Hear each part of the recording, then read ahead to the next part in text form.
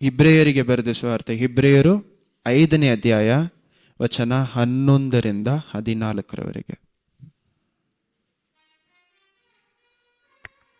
ಇಬ್ರಿಯರು 5ನೇ ಅಧ್ಯಾಯ ವಚನ 11ರಿಂದ. ಈ ವಿಷಯದಲ್ಲಿ ನಾವು ಹೇಳಬೇಕಾದ ಮಾತು ಬಹಳ ಉಂಟು, ಆದರೆ ನಿಮ್ಮ ಕಿವಿಗಳು ಮಂದವಾದದ್ದರಿಂದ ಅದನ್ನು ವಿವರಿಸುವುದು ಕಷ್ಟವಾಗಿದೆ. ಕಾಲವನ್ನು ನೋಡಿದರೆ ನೀವು ಇಷ್ಟರೊಳಗೆ. ಒಂದು ನಿಮಿಷ ರೀ, ಮೊದಲು ಏನು ಹೇಳ್ತಾ ಇದ್ದಾರೆ ಈ ವಿಷಯದ ಕುರಿತಾಗಿ? ಯಾವ ವಿಷಯದ ಕುರಿತಾಗಿ? ಇದಕ್ಕೆ ಮೊದಲು ಯಾವ್ದು ಕುರಿತಾಗಿ ಮಾತಾಡ್ತಾ ಇದ್ದಾರೆ ಅಂದ್ರೆ, ಇಬ್ರೂಸ್ 1ರಿಂದ 3ನೇ ಅಧ್ಯಾಯದವರೆಗೂ ಯಾವ್ದು ಕುರಿತಾಗಿ ಮಾತಾಡ್ತಾ ಅಂದ್ರೆ, ಯಾವ ರೀತಿ ಯೇಸು ಕ್ರಿಸ್ತು ನಮ್ಮ ಮಹಾಯಾಜಕರಾಗಿದ್ದಾರೆ ಅಂತ, ಯಾವ ರೀತಿ ನಮ್ಮ ಪಾಪಗಳಿಗೋಸ್ಕರ ಅನುದಿನವೂ ಅನುಕ್ಷಣವೂ ಯೇಸು ಕ್ರಿಸ್ತು ಕ್ಷಮೆ ಕೇಳ್ತಾ ಇದ್ದಾರೆ ಅಂತ. ಯಾಕಂದ್ರೆ ಯಾಜಕರ ಕೆಲಸ ಏನು? ಎವ್ರಿ ಇಯರ್ ಹೋಗಿ ಏನ್ ಮಾಡ್ಬೇಕಾಗಿತ್ತು? ಅವರು ಬಲಿ ಸಲ್ಲಿಸಿ ಏನ್ ಮಾಡೋ ಪಾಪಗಳಿಗೋಸ್ಕರ ಕ್ಷಮೆ ಕೇಳಬೇಕಾಗಿತ್ತು. ಆದ್ರೆ ಇವಾಗ ನಮಗೋಸ್ಕರ ಯಾರು ಕ್ಷಮೆ ಕೇಳ್ತಾ ಇದೆ ದೇವ್ರ ಹತ್ರ? ಯೇಸು ಕ್ರಿಸ್ತು. ನಮ್ಮನ್ನು ಪರಿಶುದ್ಧಗೊಳಿಸಿ ನಮ್ಮನ್ನು ಕ್ಷಮಿಸುವುದು ಯಾರು? ಯೇಸು ಕ್ರಿಸ್ತು. ಆಮೇನ್. ನಿಮ್ಮ ರಕ್ಷಣೆ ಕುರಿತಾಗಿ ನೀವು ಅರ್ಥ ಮಾಡಿಕೊಳ್ಬೇಕಂದ್ರೆ ಇಬ್ರಿಯರು 1ನೇ ಅಧ್ಯಾಯ, ಇಬ್ರಿಯರ್ ಕಂಪ್ಲೀಟ್ ಆಗಿ ಓದಿ ನೋಡಿ, ನಿಮ್ಮ ರಕ್ಷಣೆ ನಿಮಗೆ ಅರ್ಥ ಆಗತ್ತೆ. ಯೇಸು ಕ್ರಿಸ್ತು ನಿಮಗೆ ತಂದಿರುವಂತ ರಕ್ಷಣೆ, ನಿಮ್ಮ ರಕ್ಷಣೆಯನ್ನು ಸರಿಯಾದ ರೀತಿಯಲ್ಲಿ ನಿಮ್ಮ ವಿಶ್ವಾಸವನ್ನು ಅರ್ಥ ಮಾಡಿಕೊಳ್ಳುವಂತ ಪುಸ್ತಕ ಯಾವುದು? ಇಬ್ರಿಯರು. ಇಬ್ರಿಯರನ್ನು ನೀವು ಸರಿಯಾಗಿ ಅರ್ಥ ಮಾಡಿಕೊಳ್ಳದೆ ಹೋದ್ರೆ ನಿಮ್ಮ ರಕ್ಷಣೆ ನಿಮಗೆ ಅರ್ಥ ಆಗಲ್ಲ. ಇಬ್ರಿಯರ್ನ ತಿರುಗಿ ಓದಿ, ಯಾಕಂದ್ರೆ ತುಂಬಾ ಮುಖ್ಯವಾದಂತ ಬುಕ್ ಯಾವ್ದಂದ್ರೆ ಇಬ್ರಿಯರು. ನಿಮ್ಮ ರಕ್ಷಣೆನೇ ನಿಮ್ಗೆ ಅರ್ಥ ಆಗದೆ ಹೋದ್ರೆ ನಿಮ್ಮ ಕ್ರಿಯೆಗಳು ವ್ಯರ್ಥ. ಯಾಕಂದ್ರೆ ಲಾಸ್ಟ್ ವೀಕ್ ನಾವು ನೋಡಿದ್ದೇನು, ರಕ್ಷಣೆನೇನೋ ಯಾರಿಗೂ ಅರ್ಥ ಆಗಿಲ್ಲ. ರಕ್ಷಣೆ ಅರ್ಥ ಆಗದೆ ಹೋದ್ರೆ ನಿಮ್ಮ ಕ್ರಿಯೆಗಳು ವ್ಯರ್ಥ, ನೀವು ಪರಿಶುದ್ಧವಾಗಿರೋದು ಸಹ ವ್ಯರ್ಥ. ಯಾಕಂದ್ರೆ ನಿಮ್ಮ ರಕ್ಷಣೆ ನಿಮ್ಗೆ ಅರ್ಥ ಆಗಿಲ್ಲ. ನಿಮ್ಮ ಕ್ರಿಯೆಗಳಿಂದ ನೀವು ಪರಲೋಕ ಹೋಗ್ತೀರಾ ಅಂತ ಏನ್ ಮಾಡ್ಕೊಂಡಿದ್ದೀರಾ? ಮೈಂಡಲ್ಲಿ ಇಟ್ಕೊಂಡಿದೀವಿ ನಾವು. ನಮ್ಮ ಕ್ರಿಯೆಗಳನ್ನು ಎಲ್ಲಿಂದ ಮಾಡ್ತಾ ಇದ್ದೀವಿ? ರಕ್ಷಣೆಯಿಂದ ನಮ್ಮ ಕ್ರಿಯೆಗಳು ಬರ್ತಾ ಇದೆ. ಆಮೇನ್.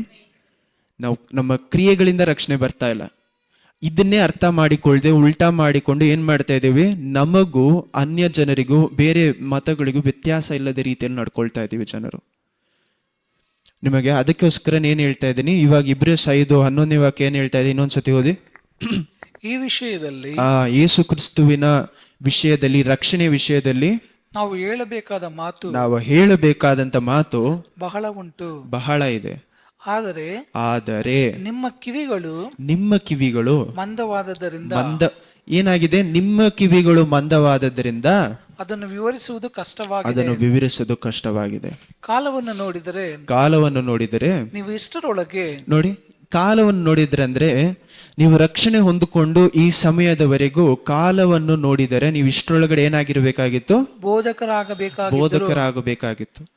ಕಳೆದ ವಾರದಲ್ಲಿ ಏನ್ ಹೇಳಿದೆ? ಎಲ್ಲರನ್ನೂ ಸಹ ದೇವ್ರು ಏನು ಕರೆದಿದ್ದಾರೆ? ಒಬ್ರಿಗೊಬ್ರು ನಾವು ಕಲಿಸ್ತಾ ಇದ್ದೀವಿ. ನಮ್ಮ ನಡವಳಿಕೆಯಲ್ಲಿ ಒಬ್ರಿಗೊಬ್ರು ನಾವು ಏನ್ ಮಾಡ್ತಾ ಇದ್ದೀವಿ? ಕಲಿಸ್ತಾ ಇದ್ದೀವಿ. ನಾವೆಲ್ಲರೂ ಒಂದೊಂದು ರೀತಿಯಲ್ಲಿ ಬೋಧನೆ ಮಾಡ್ತಾ ಇದೀವಿ. ಆಮೇನ್. ಈ ಉಪದೇಶ ನಮಗೆ ಅರ್ಥ ಆಗದೆ ಏನ್ ಮಾಡ್ತೇವೆ? ಇಷ್ಟು ಸಮಯದಲ್ಲಿ ನೀವೇನಾಗಬೇಕಾಗಿತ್ತು? ಬೇರೆಯವ್ರಿಗೆ ಬೋಧಕರಾಗಬೇಕಾಗಿತ್ತು. ಆದರೆ ಏನಾಗ್ತಾ ಇದೆ? ಬೋಧಕರಾಗಬೇಕಾಗಿದ್ದರು ಒಬ್ಬನು ನಿಮಗೆ ದೈವೋಕ್ತಿಗಳ ಮೂಲ ಪಾಠಗಳನ್ನು ತಿರುಗಿಸಿ. ಇನ್ನೂ ಸಹ ಒಬ್ಬರು ಬಂದು ನಿಮ್ಗೆ ಏನ್ ಮಾಡಬೇಕಾಗಿದೆ? ಯೇಸು ಕ್ರಿಸ್ತುವಿನ ಸುವಿಶೇಷವನ್ನು ಕಲಿಸಬೇಕಾಗಿದೆ. ತಿರುಗಿ ಕಲಿಸಿಕೊಡಬೇಕಾಗಿದೆ. ನೀವು ಹಾಲು ಇದು ಮುಖ್ಯವಾದಂತ ವಾಕ್ಯ. ನೀವು ಹಾಲು ಕುಡಿಯತಕ್ಕವರೇ ಹೊರತು, ಹಾಲು ಕುಡಿಯತಕ್ಕುವಂತ ಮಕ್ಕಳಾಗಿದ್ದರೆ ಹೊರತು, ಮಗುವಾಗಿದ್ದರೆ ಹೊರತು ಗಟ್ಟಿಯಾದ ಆಹಾರವನ್ನು ತಿನ್ನತಕ್ಕ ಮನುಷ್ಯರಾಗಿಲ್ಲ. ನಿಮಗೆ ಯಾಕೆ ಕಾಂಪ್ಲೆಕ್ಸ್ ಆದ ಬೈಬಲ್ ಅಲ್ಲಿ ಅಂದ್ರೆ ತುಂಬಾ ಆಳವಾದ ಸತ್ಯ ಯಾಕೆ ಅರ್ಥ ಆಗ್ತಾ ಇಲ್ಲ, ಪ್ರಕಟಣೆ ಯಾಕೆ ಅರ್ಥ ಆಗ್ತಾ ಇಲ್ಲ ಅಂದ್ರೆ ಇನ್ನೂ ಸುವಿಶೇಷನೇ ಅರ್ಥ ಆಗಿಲ್ಲ. ಸುವಿಶೇಷ ನಮ್ಮ ಮೈಂಡಲ್ಲಿ ಹತ್ತಿಲ್ಲ ಅಂದ್ರೆ ಬೇರೆ ಎಲ್ಲಾ ವಿಷಯಗಳು ವ್ಯರ್ಥ. ನೀವು ಬೈಬಲಲ್ಲಿ ಓದಿ. ನಮಗೆ ಮುಖ್ಯವಾದದ್ದು ಯಾವುದು? ಯೇಸು ಕ್ರಿಸ್ತುವಿನ ಸುವಿಶೇಷ, ರಕ್ಷಣೆ. ಆಮೇನ್. ಕಂಟಿನ್ಯೂ ಮಾಡಿ. ಹಾಲು ಬೇಕಾದವನು ಕೂಸಿನಂತೆ ಇದ್ದು, ಹಾಲು ಕುಡಿಯುವಂತವರು ಚಿಕ್ಕ ಮಕ್ಕಳಿನಂತೆ ಕೂಸಿನಂತೆ ಇದ್ದು ನೀತಿ ವಾಕ್ಯದಲ್ಲಿ ಅನುಭವವಿಲ್ಲದವರು ಅನುಭವವಿಲ್ಲದವನಾಗಿದ್ದಾನೆ. ಗಟ್ಟಿಯಾದ ಆಹಾರವು ಪ್ರಾಯಸ್ಥರಿಗೋಸ್ಕರ. ಗಟ್ಟಿಯಾದ ಆಹಾರ ಯಾರಿಗೆ? ಪ್ರಾಯಸ್ಥರಿಗೋಸ್ಕರ. ಅಂದರೆ ಜ್ಞಾನೇಂದ್ರಿಯಗಳನ್ನು ಸಾಧನೆಯಿಂದ ಶಿಕ್ಷಿಸಿಕೊಂಡು ಇದ್ದು ಒಳ್ಳೆಯದು ಅದು ಕೆಟ್ಟದ್ದು ಎಂಬ ಭೇದವನ್ನು ತಿಳಿದ ಅವರಿಗೋಸ್ಕರವಾಗಿದೆ. ಆಮೇನ್. ಒಂದ್ ನಿಮಿಷ ರೀ. ಹಾಲು ಯಾರು ಕುಡಿತಾರಂತೆ? ಚಿಕ್ಕ ಮಕ್ಕಳು. ಚಿಕ್ಕ ಮಕ್ಳಿಗೆ ಏನು ಗೊತ್ತಾಗಲ್ಲ, ಒಳ್ಳೇದೇನು ಕೆಟ್ಟದೇನು ಅಂತ ಅರ್ಥ ಆಗಲ್ಲ. ಆದರೆ ಇದೇ ಸಾಲಿಡ್ ಫುಡ್ ಅಂದರೆ ಒಳ್ಳೆ ಊಟ ತಿನ್ನೋರಿಗೆ ಏನು ಅರ್ಥ ಆಗತ್ತಂತೆ? ದೊಡ್ಡವ್ರಿಗೆ ಒಳ್ಳೇದ್ಯಾವುದು ಕೆಟ್ಟದ್ಯಾವುದು ಅಂತ. ಇನ್ನೂ ಸಹ ಎಷ್ಟೋ ಜನರಿಗೆ ಏನು ಅರ್ಥ ಆಗ್ತಾ ಇಲ್ಲ ಅಂದರೆ ಏನಕ್ಕೋಸ್ಕರ ನಾವು ತಪ್ಪಾದ ದಾರಿಗಳನ್ನು ಬಿಟ್ಟು ಪರಿಶುದ್ಧವಾಗಿ ಬಾಳ್ಬೇಕು ಅಂತ ಇನ್ನೂ ಸಹ ಅರ್ಥ ಆಗಿಲ್ಲ. ನಾವು ಪರಿಶುದ್ಧವಾಗಿ ಬಾಳುವುದು ಸಹ ಪವಿತ್ರಾತ್ಮರ ಬಲದಿಂದ, ಕೃಪೆಯಿಂದ ಅರ್ಥ ಆಗಿಲ್ಲ. ಇದೇ ಅರ್ಥ ಆಗದೆ ನಮ್ಮ ಕ್ರಿಯೆಗಳು ವ್ಯರ್ಥ. ಮೊದಲು ವಾಕ್ಯವನ್ನು ಅರ್ಥ ಮಾಡಿಕೊಳ್ಬೇಕು, ಅರ್ಥ ಮಾಡಿಕೊಂಡು ಅದರಿಂದ ನಮ್ಮ ಕ್ರಿಯೆಗಳು ಬರಬೇಕು. ಅಲ್ಲೆಲೂಯಾ. ಅರ್ಥನೇ ಮಾಡಿಕೊಳ್ಳದೆ ನಮ್ಮ ಬರೀ ಕ್ರಿಯೆಗಳನ್ನ ಇಟ್ಕೊಂಡು ನಾವು ಪರಲೋಕ ರಾಜ್ಯವನ್ನು ಏನು ಮಾಡೋಕ್ಕಾಗಲ್ಲ, ಹೋಗಿ ಸೇರಕ್ಕಾಗಲ್ಲ. ವಾಕ್ಯದ ಆಳವನ್ನು ಅರ್ಥ ಮಾಡ್ಕೊಂಡು, ಇದಕ್ಕೆ ನಾನು ಏನು ಹೇಳ್ತಾ ಇದ್ದೀನಿ, ಹಿಬ್ರೂಸ್ನ ಹೋಗಿ ಮನೇಲಿ ಓದಿ.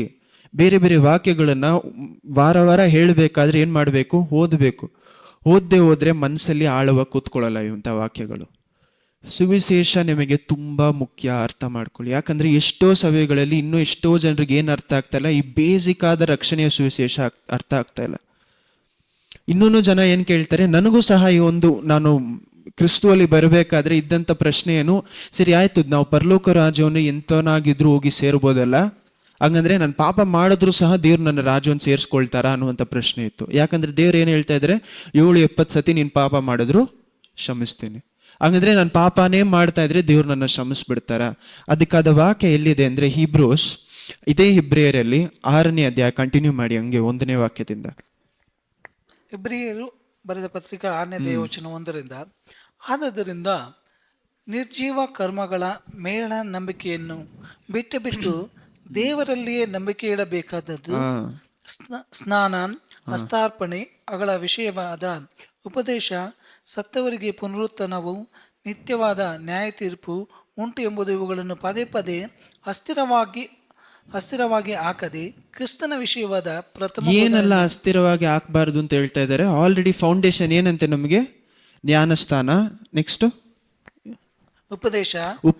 ಇದೇ ಉಪದೇಶ, ಜ್ಞಾನಸ್ಥಾನ, ಉಪದೇಶ, ಮತ್ತೆ ಹಸ್ತಾರ್ಪಣೆ, ಸತ್ತವರಿಗೆ ಪುನರುತ್ಥಾನ ಸಿಗುವುದು, ನಿತ್ಯವಾದಂತ ನ್ಯಾಯ ತೀರ್ಪು. 5 ವಿಷಯಗಳು ನಮ್ಗೇನಾಗಿದೆ? ಫೌಂಡೇಶನ್ ತರ. ಫೌಂಡೇಶನ್ ಹೇಳ್ತೀರಾ? ಅಡಿಪಾಯ ತರ. ಅದಿಲ್ಲದೆ ಹೋದ್ರೇನೆ ನಮ್ಗೇನಾಗ್ಬಿಡ್ತೀವಿ, ತಿರುಗಿ ಅದನ್ನೇ ಹಾಕ್ಬೇಕಾಗಿ ಬರ್ತಾ ಇದೆ. ನಾವೇನೇನೋ ಕಲಿಸ್ಬಿಡ್ತೀವಿ, ಇನ್ನೂ ಸಹ ನಾವೇನು ಅರ್ಥ ಆಗಿಲ್ಲ, ರಕ್ಷಣೆ ಅರ್ಥ ಆಗಿಲ್ಲ. ಕಂಟಿನ್ಯೂ ಮಾಡಿ. ಅಸ್ಥಿವರೆಗೂ ಹಾಕದೆ ಕ್ರಿಸ್ತನ ವಿಷಯವಾದ ಪ್ರಥಮ ಬೋಧನೆಯನ್ನು ಕುರಿತು ಇನ್ನೂ ಮಾತಾಡದೆ ಪೂರ್ಣವಾದ ತಿಳುವಳಿಕೆಗೆ ಸಾಗುತ್ತಾ ಹೋಗೋಣ, ಮತ್ತು ದೇವರ ಚಿತ್ತವಾದರೆ ಹೀಗೆ ಸಾಗುತ್ತಾ ಹೋಗುವೆವು. ಕಂಟಿನ್ಯೂ ಮಾಡಿ. ಒಂದು ಸಾರಿ ಜ್ಞಾನ ಪ್ರಕಾಶದಲ್ಲಿ ಸೇರಿ ಪರಲೋಕದಿಂದಾದ ದಾನದ ಅನುಭವವನ್ನು ಹೊಂದಿ ಪವಿತ್ರಾತ್ಮ ವರದಲ್ಲಿ ಪಾಲುಗಾರರಾಗಿ. ಮೊದಲು ಏನ್ ಹೇಳ್ತಾ ಇದ್ದಾರೆ? ಒಂದು ಸತಿ ರಕ್ಷಣೆ ಹೊಂದ್ಕೊಂಡು ಪವಿತ್ರಾತ್ಮರ ಬೆಳಕಿನಲ್ಲಿ ಬಂದು ಪಾಲುಗಾರರಾಗಿ ದೇವರ ವಾಕ್ಯದ ಶ್ರೇಷ್ಠತೆಯನ್ನು, ದೇವರ ವಾಕ್ಯದ ಅಮೂಲ್ಯತೆಯನ್ನು, ಶ್ರೇಷ್ಠತೆಯನ್ನು, ಮುಂದಣ ಯುಗ ಮಹತ್ವವನ್ನು, ಎಲ್ಲ ಮುಂದನ ಬರುವಂತ ಎಲ್ಲವನ್ನು, ಸುವಿಶೇಷ ಎಲ್ಲವನ್ನು ಅರ್ಥ ಮಾಡಿಕೊಂಡು ಅನುಭವಿಸಿದವರು ಭ್ರಷ್ಟರಾದರೆ ಹಂಗಂದ್ರೆ ತಿರುಗಿ ಕ್ರಿಸ್ತವನ್ನು ಬಿಟ್ಟು ದೂರ ಹೋದರೆ ಅವರಲ್ಲಿ ತಿರುಗಿ ಮನಸಾಂತರವನ್ನು ಹುಟ್ಟಿಸುವುದು ಅಸಾಧ್ಯ. ಯಾಕೆಂದ್ರೆ ಅವರು ತಮ್ಮ ಪಾಲಿಗೆ ದೇವರ ಮಗನನ್ನು ಪುನಃ ಶಿಲುಬೆಗೆ ಹಾಕಿ ಆತರನ್ನು ಎಲ್ಲರ ಮುಂದೆ ಅವಮಾನಪಡಿಸುವವರಾಗಿದ್ದಾರೆ. ಆಮೇನ್. ಏನ್ ಹೇಳ್ತಾ ಇದ್ದಾರೆ? ಒಂದು ಸತಿ ನಿನಗೆ ಅರ್ಥ ಆಗಿದ ಮೇಲೇನು ನಿನ್ನಿಂದ ಒಳ್ಳೇದ್ಯಾವುದು ಕೆಟ್ಟದ್ಯಾವುದು ಅಂತ ಅರ್ಥ ಮಾಡಿಕೊಳ್ಳಕ್ ಆಗ್ತಾ ಇಲ್ಲ ಅಂದ್ರೆ ಒಂದು ರಕ್ಷಣೆ ಹೊಂದ್ಕೊಂಡಿಲ್ಲ, ಅಥವಾ ರಕ್ಷಣೆ ಹೊಂದ್ಕೊಂಡು ಅರ್ಥ ಮಾಡ್ಕೊಂಡಿಲ್ಲ ಏನನ್ನ. ನಾನು ಯಾಕೆ ಒಳ್ಳೆ ದಾರಿಯಲ್ಲಿ ನಡಿಬೇಕು ಅನ್ನೋದು ಎಷ್ಟೋ ಜನ ಕೇಳ್ತಾರೆ. ಹಂಗಂದ್ರೆ ದೇವ್ರು ನಮ್ಮನ್ನ ಇಷ್ಟು ಪ್ರೀತಿ ಮಾಡಿ ಕ್ಷಮಿಸ್ತಾರಲ್ಲ, ನಾವು ಪಾಪ ಮಾಡ್ತಾನೆ ಇರ್ಬೋದಾ? ನಾನು ಲಾಸ್ಟ್ ವೀಕ್ ಹೇಳಕ್ ಬಂದಿದ್ದ ಆ ವಿಷಯ ಅಲ್ಲ.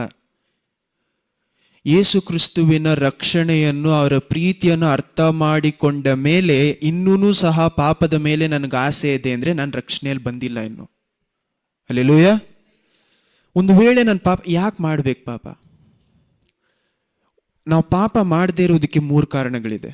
1, ಯೇಸು ಕ್ರಿಸ್ತುವಿನ ಪ್ರೀತಿ. ಆಮೇನ್. 2, ನನಗೆ ಒಳ್ಳೇದಲ್ಲ ಅದು.